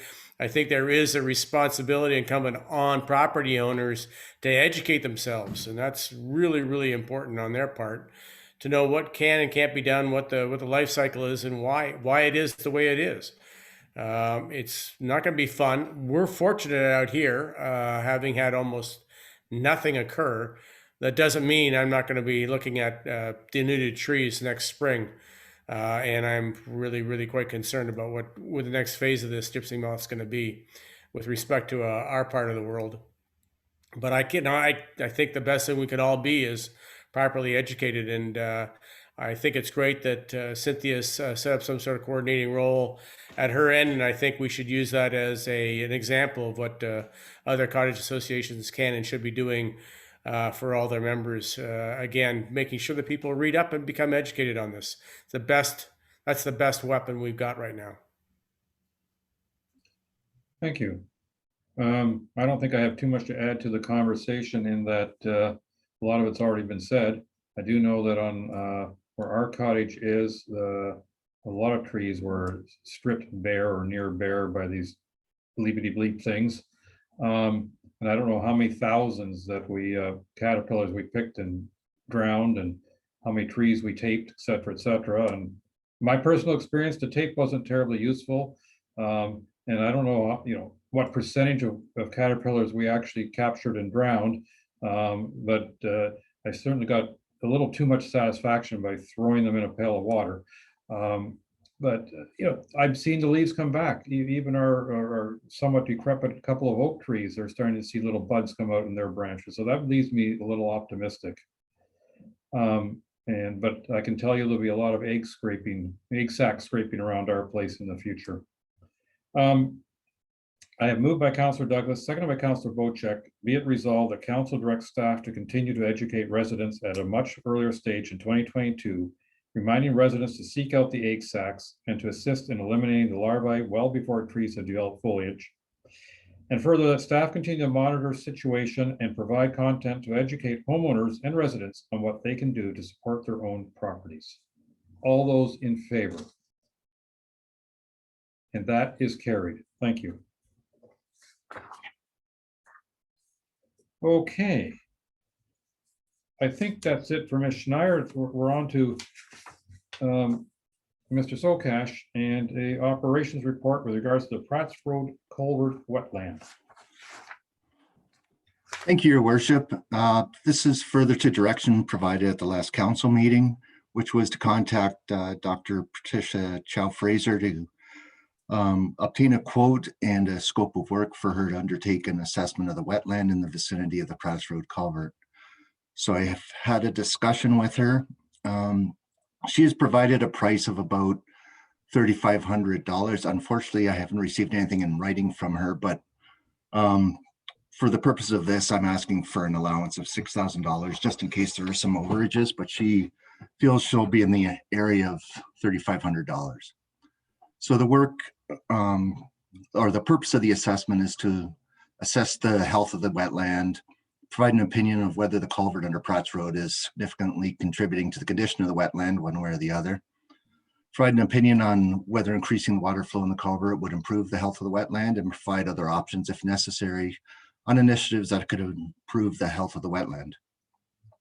So to get the background information she requires, she's going to review the historical air photos from the M&R that township staff have previously obtained, review a 1996 study that was undertaken at the request of residents in the vicinity of Pratts Road's culvert, perform a field survey of the fish and the wetland, a field survey of the vegetation, an aerial survey of the wetland using a drone, and review the seasonal water levels. They're slated to start the work next week. Even though the budget hasn't been approved by council, the timing of the work is subject to the calendar. So I've asked her to go ahead in the hope that council is going to approve this. If not, I guess I'll be getting my credit card out. So we're just looking for approval of this work and this budget at this time. So for clarification, Mr. Sokash, if we don't approve it, you're going to pay for it anyway? Is that what you're saying? If I have to do that to maintain my position at the township, yes. No, we wouldn't want to put you in that position. Anyway, I have moved by Councillor Bocek, seconded by Councillor Cooper. Be it resolved that council directs staff to retain the services of Dr. Patricia Chow-Fraser to undertake an assessment of the wetland adjacent to the Pratts Road culvert with an upset budget of $6,000, and that the project be funded from the operations consultant fees line in the 2021 budget. Council, any discussion? Councillor Jarvis.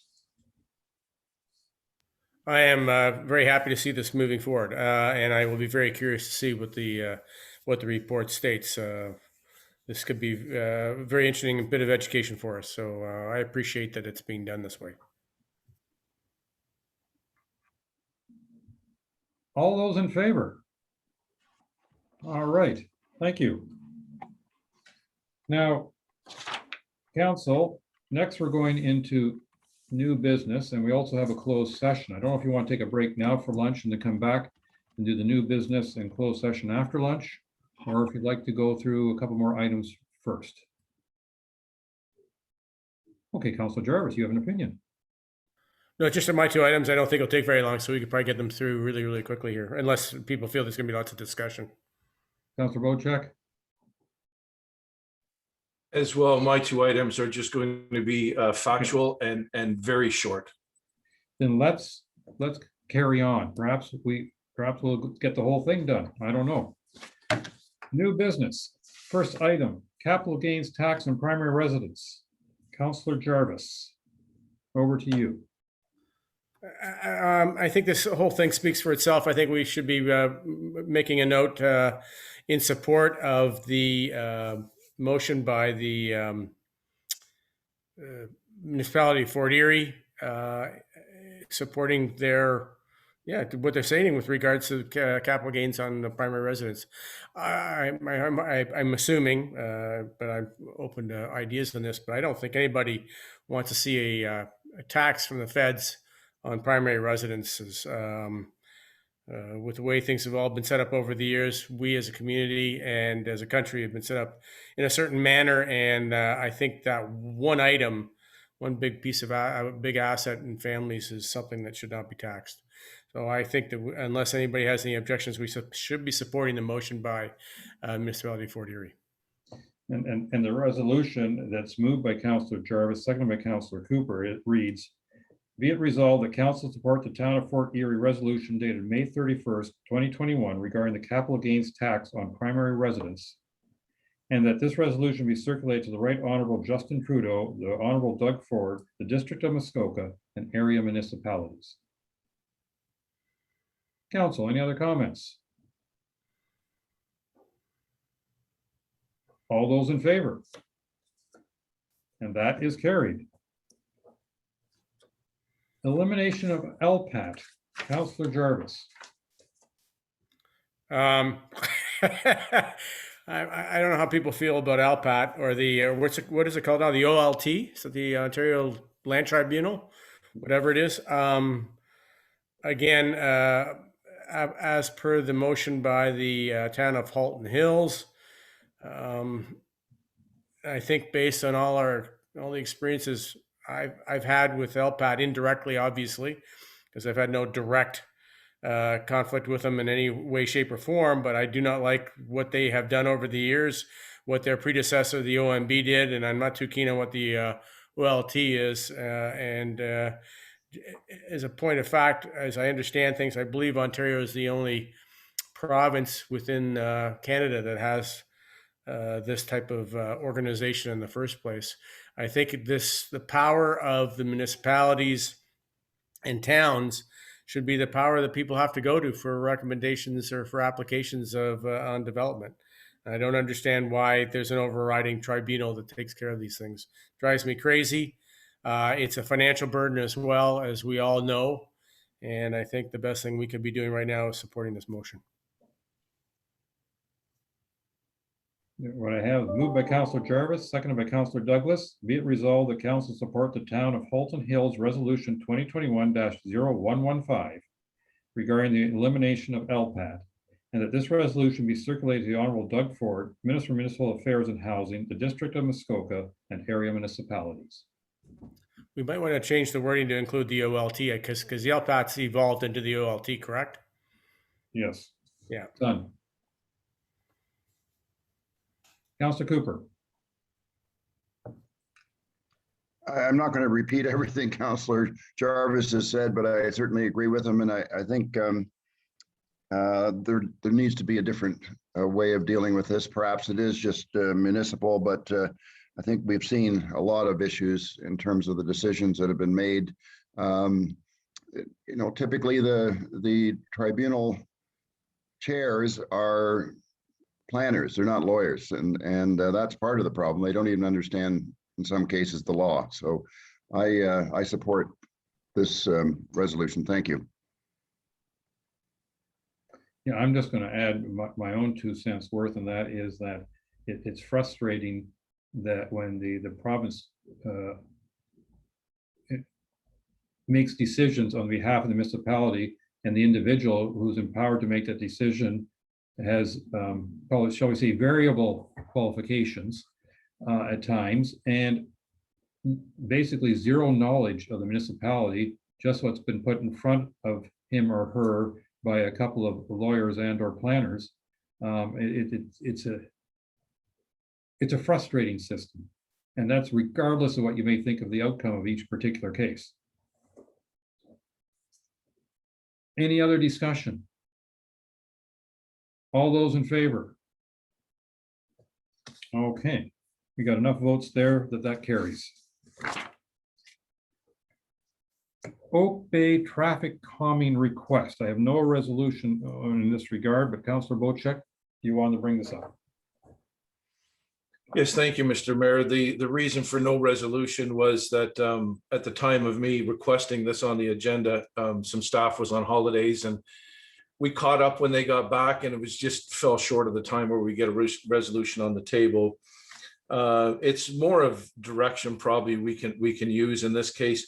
The residents of Oak Bay contacted our operations director, Brad Sokach, and asked him, with the assumption of the Lynx Trail and the other road in Oak Bay, that we maintain the standard that was there before we took over possession of this road. So in short, there was speed bumps that were put in to control traffic speed on Lynx Trail. They were put in every summer, taken out every winter for plowing reasons. And there's also the thought that perhaps a stop sign at the corner of the intersection on Lynx Trail would help as well too. It was suggested by Brad that the residents group take this up with their counselor because Brad could not act without direction from council. So what I've proposed here is that we continue to install the speed bumps and remove them for winter maintenance, as well as do a study on the feasibility or the I guess the will and want of the community for a stop sign in that community. So basically what I'm looking for is council's permission to give direction to our operations department to continue on doing what's been done in the past on Lynx Trail as far as the speed bumps go. Okay, just if I can ask our CEO Gunby if a direction would suffice here, or would you be looking for a resolution? I would ask that our Director of Operations comment on this first. Okay. Mr. Sokach. Thank you, Your Worship. Thank you, Ms. Gunby. Yeah, we were happy to put into place whatever controls council requests. One caution is that when in another municipality, we did this in one location and we received requests across the municipality for other speed bumps to be put in other locations. This led to a policy having to be developed. And basically that was my response to the resident, is that before we put in speed bumps, I would suggest the township have a policy in place. So whether or not council gives direction to install these speed bumps, I would suggest that we follow through with a policy. All right, thank you. Councilor Wienko. Yeah, I can see both positions of Brad and Brian. Yeah, speed bumps would be helpful on Lynx Trail going up to the club. I was up there a couple of times last week, and yeah, traffic now that the road's all paved and it's taken over by the township, the cars go a little faster, so they definitely need speed bumps. But again, getting back to Brad's point of view about having a policy, I think we did on Lynx Trail. There was a number of emails about slowing the traffic through Honey Harbor. They're definitely going to want speed bumps too. And I'm sure someplace in Port 7 will want speed bumps. So I think, yeah, we need a policy on it, because before you know it, we're going to be installing a lot of speed bumps every year and taking them back out again too. So yeah, policies in place. But I do agree that they need the speed bumps on Lynx Trail. One comment or one question, if I may. I presume we're not allowed to or authorized to put speed bumps on district roads. That would be a district policy? Through the mayor, that is correct. So that's the Honey Harbor example, for instance. Through the mayor, that is correct. Councilor Wojcik. Just another point that I forgot to make in my presentation was that last month we had a delegation by Celeste, who's the planner for Oak Bay, and she said that the study that they did showed that opening up that second entrance to the Oak Bay community would create a shortcut for people to reach out to phases 3 and 4, and that Lynx Trail traffic would increase tremendously. So I think because in the past these plastic portable speed bumps were put in place, the results were that speed did slow way, way down. And when they were taken out for winter maintenance and not put back in because we assumed the road, it's become kind of a raceway to get to dinner or to golf or to anything in there that is an event. So I think it's a necessity, and I think it's a necessity that we have a policy in place so that, yes, everybody just can't say I want a speed bump on Haskets Road or whatever. It's important that we do have a policy, and it should be a one-off thing. It should be there's a request for it. There's a research done. If there's a need, council can pass it. If we don't feel there's a need, council won't pass it.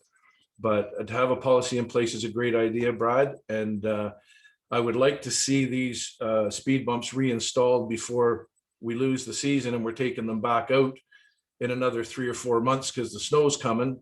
But yes, great idea. Policy is definitely needed moving forward. Our clerk's been kind enough to draft a resolution, but I gotta let Brad speak, and I think I see Councillor Hazelton's hand. So I have the two of you speak while our clerk puts the resolution in front of us. Mr. Sokash. Thank you, Your Worship. Since time seems to be of the essence, I would just like to see if council can give us authorization to sole source these in order to keep our Director of Finance happy, which will help keep me happy as well.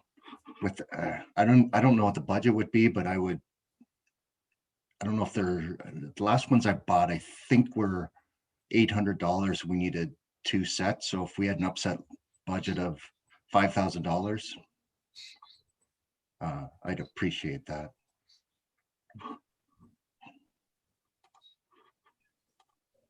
I'm just going to respond quickly to that, Mr. Sokash, because it seems to be one of the ways that the district replied to speed issues in Honey Harbor is the best thing they can do is leave the road in poor shape. And I thought that was a very interesting response. Councillor Hazelton, I believe I saw your hand. I'll be very brief. I like what our clerk is drafting, and so I'll be quiet. Thank you. Councillor Bocek, you wanted a final comment? Yes, please. Perhaps, Brad, we could check with Oak Bay and see if the speed bumps that they were using are still available, and we could acquire those and just be responsible for the installation and removal each year. I think if they're already there, we might as well utilize them. They might even give them to us. I wouldn't be too confident. There is an abundance of speed bumps on your way to the Marina Towns that they put in to slow traffic, the construction traffic going to the current construction site. So I wouldn't be surprised we'll find that that's where last year's speed bumps went. Through the mayor, I can add that I have made a request last week and I haven't heard back yet. Thank you. So we have in front of us, moved by Councillor Bocek, seconded by Councillor Wienko, be it resolved that council directs staff to install seasonal traffic calming humps on Lynx Trail in the Oak Bay community, and that council authorize up to $8,000 for the cost of traffic calming humps on Lynx Trail to be exempt from the procurement policy and be directly sourced, and that staff be directed to investigate the installation of a stop sign on Lynx Trail, and that staff be directed to draft a policy on traffic calming humps and report back to council. Any further discussion? Councillor Wienko. So just to be clear, then this policy, this resolution talks about going ahead with Lynx Trail prior to a policy, and I would support that. Okay. Councillor Jarvis. What's the source of the funding for the $8,000? I believe there's a large island in Cognisheen that's we're willing to support it. We have other plans for that island. It can be the roads maintenance budget. The roads maintenance project makes perfect sense. All those in favor? And that is carried. Thank you. All right. Councillor Bocek, you wanted to talk about Severn Township request for parking passes. Yeah, I know this is a hot topic in our area, and there's probably a lot of misconceptions out there of what the request was. Basically, I had a request from a counselor in Severn Township to address the parking fee or the ability from people from Severn Township to park at the Port Severn Park by buying from the township a seasonal pass. I did a little bit of research into this. As you know, Port Severn consists of about 50% Georgian Bay Township, about 40% Severn Township, and about 10% Tay Township. All in this little hub of Port Severn. We have 3 townships that support Port Severn. So what the idea was to allow people to use the park area at a fee of whatever, $100 a year or whatever. They could buy a pass from the township. And that's for people that live here in Port Severn. Rope Boulevard survey, the whole other side of the dam. So I think, you know, the request was that Severn Township residents be able to buy a pass. I'm not sure if that's proper. We don't want people from Cumberland Beach and the other side of Aurelia and up Sparrow Lake coming and using our facilities and not paying that our taxpayers paid for. So I think it should be more localized. Basically, LOK 1SO is the area code for, or is the postal code for Port Severn, which covers the immediate area of Port Severn only. And I think it would be a good gesture to Severn Township to allow them to purchase a pass for our parking lot, because those folks use local events like we have a fitness class that runs there, which a lot of people come from the other side of the bridge, daycares, things like that. So it was brought to me. I think it's a great idea. I think we need to localize it. I think we need to make sure that we're not just handing out passes to anybody for a fee. They need to be local. I mean, I have family that live on the other side of the bridge and they have to pay for parking. They live closer to the park than I do. It's a weird situation, and I really don't know the answer, but I'm proposing it as it was brought to me by a Severn Township councillor, and it's before us now. Thank you. CO Gunby, you wanted to speak to this. Thank you very much, Your Worship. As with every township boundary, it has to exist somewhere. And I do understand that Port Severn sort of straddles the boundary between us and Severn Township. My concern is that the request that I received was that all residents of Severn Township wanted to be able to pay $50 to use our park for the year, which I did not think was fair to the residents of Tay, who have been asking us if they were able to purchase a pass. And if we were to sell passes to residents of Severn Township, I hate the word precedent, but it would set a precedent where we should feel we would have to sell them to residents of Tay, and then we may as well yank out the paid for parking, because those are the area municipalities that use them, with residents getting the free passes. So, and the only beach that I found on Severn Township's website is in Washago. So I highly doubt that our residents would drive all the way to Washago to use a beach when most of them are either waterfront or have access to Port Severn Park. But again, I will leave this up to council to decide. Thank you. Mr. Sokash, did you want to make a comment? Is that why I see your face before I turn it over to Councillor Cooper? Through the mayor, I was just hoping I could provide a bit of background when the reason the paid parking was put in is because we ran into problems with the parking lot becoming plugged with people from out of town. Now, the fitness class that's held in the morning, they have a code that they can use in order to bypass the parking, so they get a free parking pass for an hour, and it only works in certain hours of the day.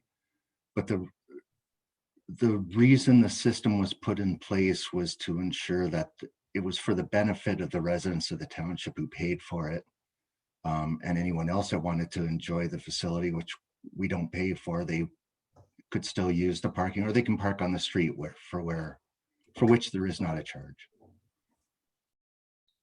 Thank you. Councillor Cooper.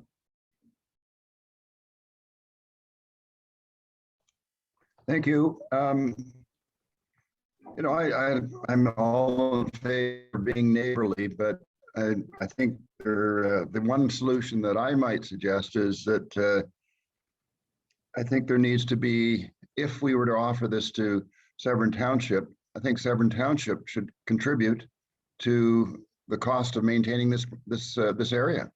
And so, you know, it shouldn't be just a free ride. So then their residents could very well get a parking pass. But I just don't think it's particularly fair if we ask our residents to pay for it and let the others use it at a very reduced cost. So that's my suggestion. Thank you.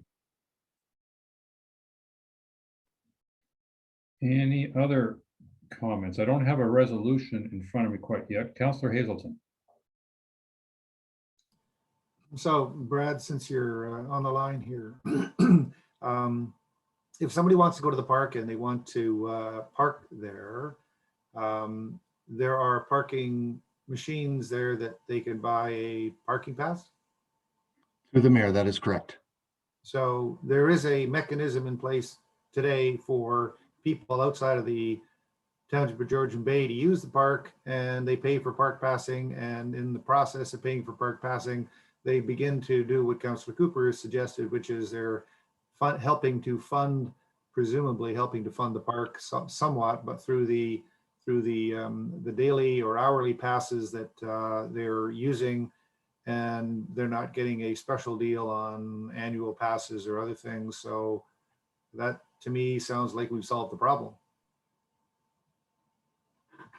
And Mr. Sokash or somebody else online here, do we have a rough idea how much we actually collect each year on the parking there? I know I've heard the figure before, but I've forgotten it. Through the mayor, it's just the purchase of passes is around $20,000 to $25,000 a year. I don't know the figure for parking tickets that are issued by bylaw. Okay, so but right now the revenue source is 25,000 a year, and any idea what, or you probably know what it costs to park there for 4 hours or a day or something? Through the mayor, I believe it's $5 an hour, $20 a day for a car, or $40 a day for a car and trailer. Okay, thank you. So that's a, 25,000, that's a fair number of people, or a fair number of cars, shall I say.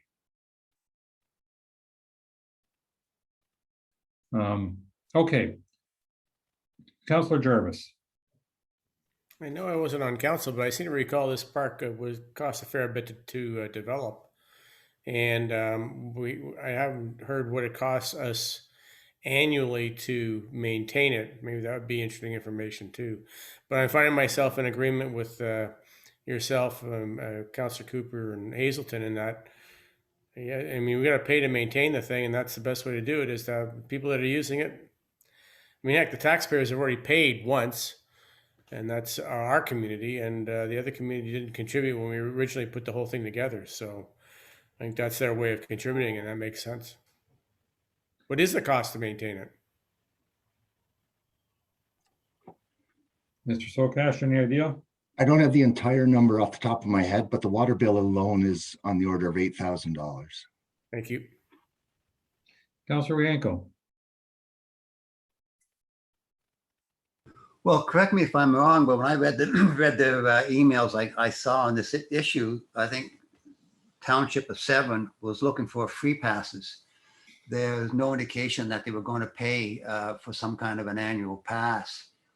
And so I got the impression that it was free, and then I got Jessica's email saying her position, and I totally agree with it. So I think it's not worth it to try to sell a pass, an annual pass to the people of 7 Township, because basically they can just pay through the machine and use as much as they want. So no, I'm okay the way it is, and say keep it simple.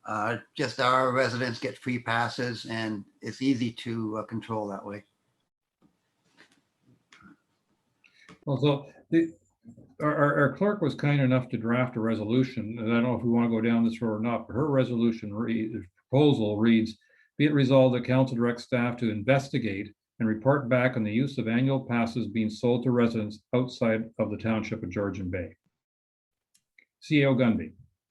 Thanks, Your Worship. Based on the conversation council has, I don't think there's a need for us to investigate anything. That's what I'm wondering. Thanks. Okay, Councillor Bocek. Thank you, Mr. Mayor. I think the resolution as it reads is good, and I think we send a clear and concise message to Severn Township of the way that our council feels, and I think that's what they're needing to hear. I think they're not, I don't think doing a study, I think it's very clear the way council feels, and I think we should vote on this resolution. Well, the resolution that reads says, go do a study. Now, if we vote that down. No, I'd like the resolution to either be that we approve what they've suggested or asked for, or we don't approve it. I think that's what we need to do here. So we can say, be it resolved that the council approve the issuance of parking passes to residents of Port Severn in Severn Township. Sure. Councillor Hazelton. Using the affirmative and supporting what our CEO has essentially said, I think, and what others have said, wouldn't the resolution say that we continue to operate in the way that we currently are, and no change needed? CEO Gunby. Thank you. I wouldn't limit it to Port Severn because it's very possible that they may come back and say, what about members or residents who live in Coldwater? So if you say, just state that to Severn Township as a whole, don't specifically state Port Severn. And I think leaving it as if council defeats the motion, I think that's just a given that we're going to just remain the way it is by not approving anyone being able to buy parking passes. We don't have them for sale anyways at the time. So be it resolved that I'm going to, again, in the affirmative, be it resolved the council approve the issuance of parking passes to residents of Severn Township. Correct. That's simple. That's okay. it. Moved by Councillor Bocheck, seconded by Councillor Hazelton. Be it resolved that council approves the issuance of parking passes to residents of Severn Township.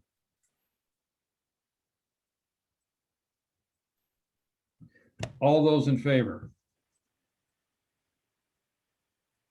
Councillor Bocheck, that's one. All those against? 1, 2, 3, 4, 5. Okay, that is defeated. Thank you very much. Did you get what I said, Clerk Way? Perfect, thank you. And our last item is Councillor Douglas in regards to large item pickup. Councillor Douglas. Thank you, Mayor Coetzee. Large object pickup has been going as long as I can remember on this lake. Being a water access property, and I'm sure I don't need to, bring this up. However, I guess I do. There's no way to get rid of big stuff. It's almost impossible for some of our elderly people to lift it, first of all, or get it in their boats. And once they get it to the marina, although we have the areas to drop it off in the waste disposals in both Tower and up in the other, they've got no way to get it there. And, most people drive cars, they don't drive trucks. Well, most, I would say, when you look in our parking lot. And I think the fact that, people don't have trailers, there's a good case to be made here why we should be doing this, because right now what I'm starting to see is a lot of large objects being left at the bin sites, which we're already trying to save. So it's becoming a major problem. And I think I've had so many people reach out to me saying that, we need to have this come back. And I think it's the right thing to do. Environmentally, already we've had 2 that I'm aware of, and there's probably more, 2 cases where MNRF have been called in to investigate dumping in the back of the bush. This was a common practice back a number of years ago in I would say the previous generation. And there are still remnants of that stuff in the bush. You can see it all over the place when you walk. Not to mention how many things are probably at the bottom of the lake that I hate to say it, but there are people that are less environmentally conscious. And under the cover of dark, unfortunately, some of the deeper parts of the lake, I'm sure if we were to send down a diver, we would be horrified. So I think we could safely resume that now under the current situation. And I think it can't only just be Go Home Lake. There's probably situations the same out in the bay that are under the same kind of situation where they need some sort of day where there's large object pickup. I would like to get support on this and you know, try and get this back in order for maybe a September pickup when people are still coming to the cottage. The other thing is, you know, now that everybody's working from home, and that may continue even once everything opens up, you've got way more people coming up here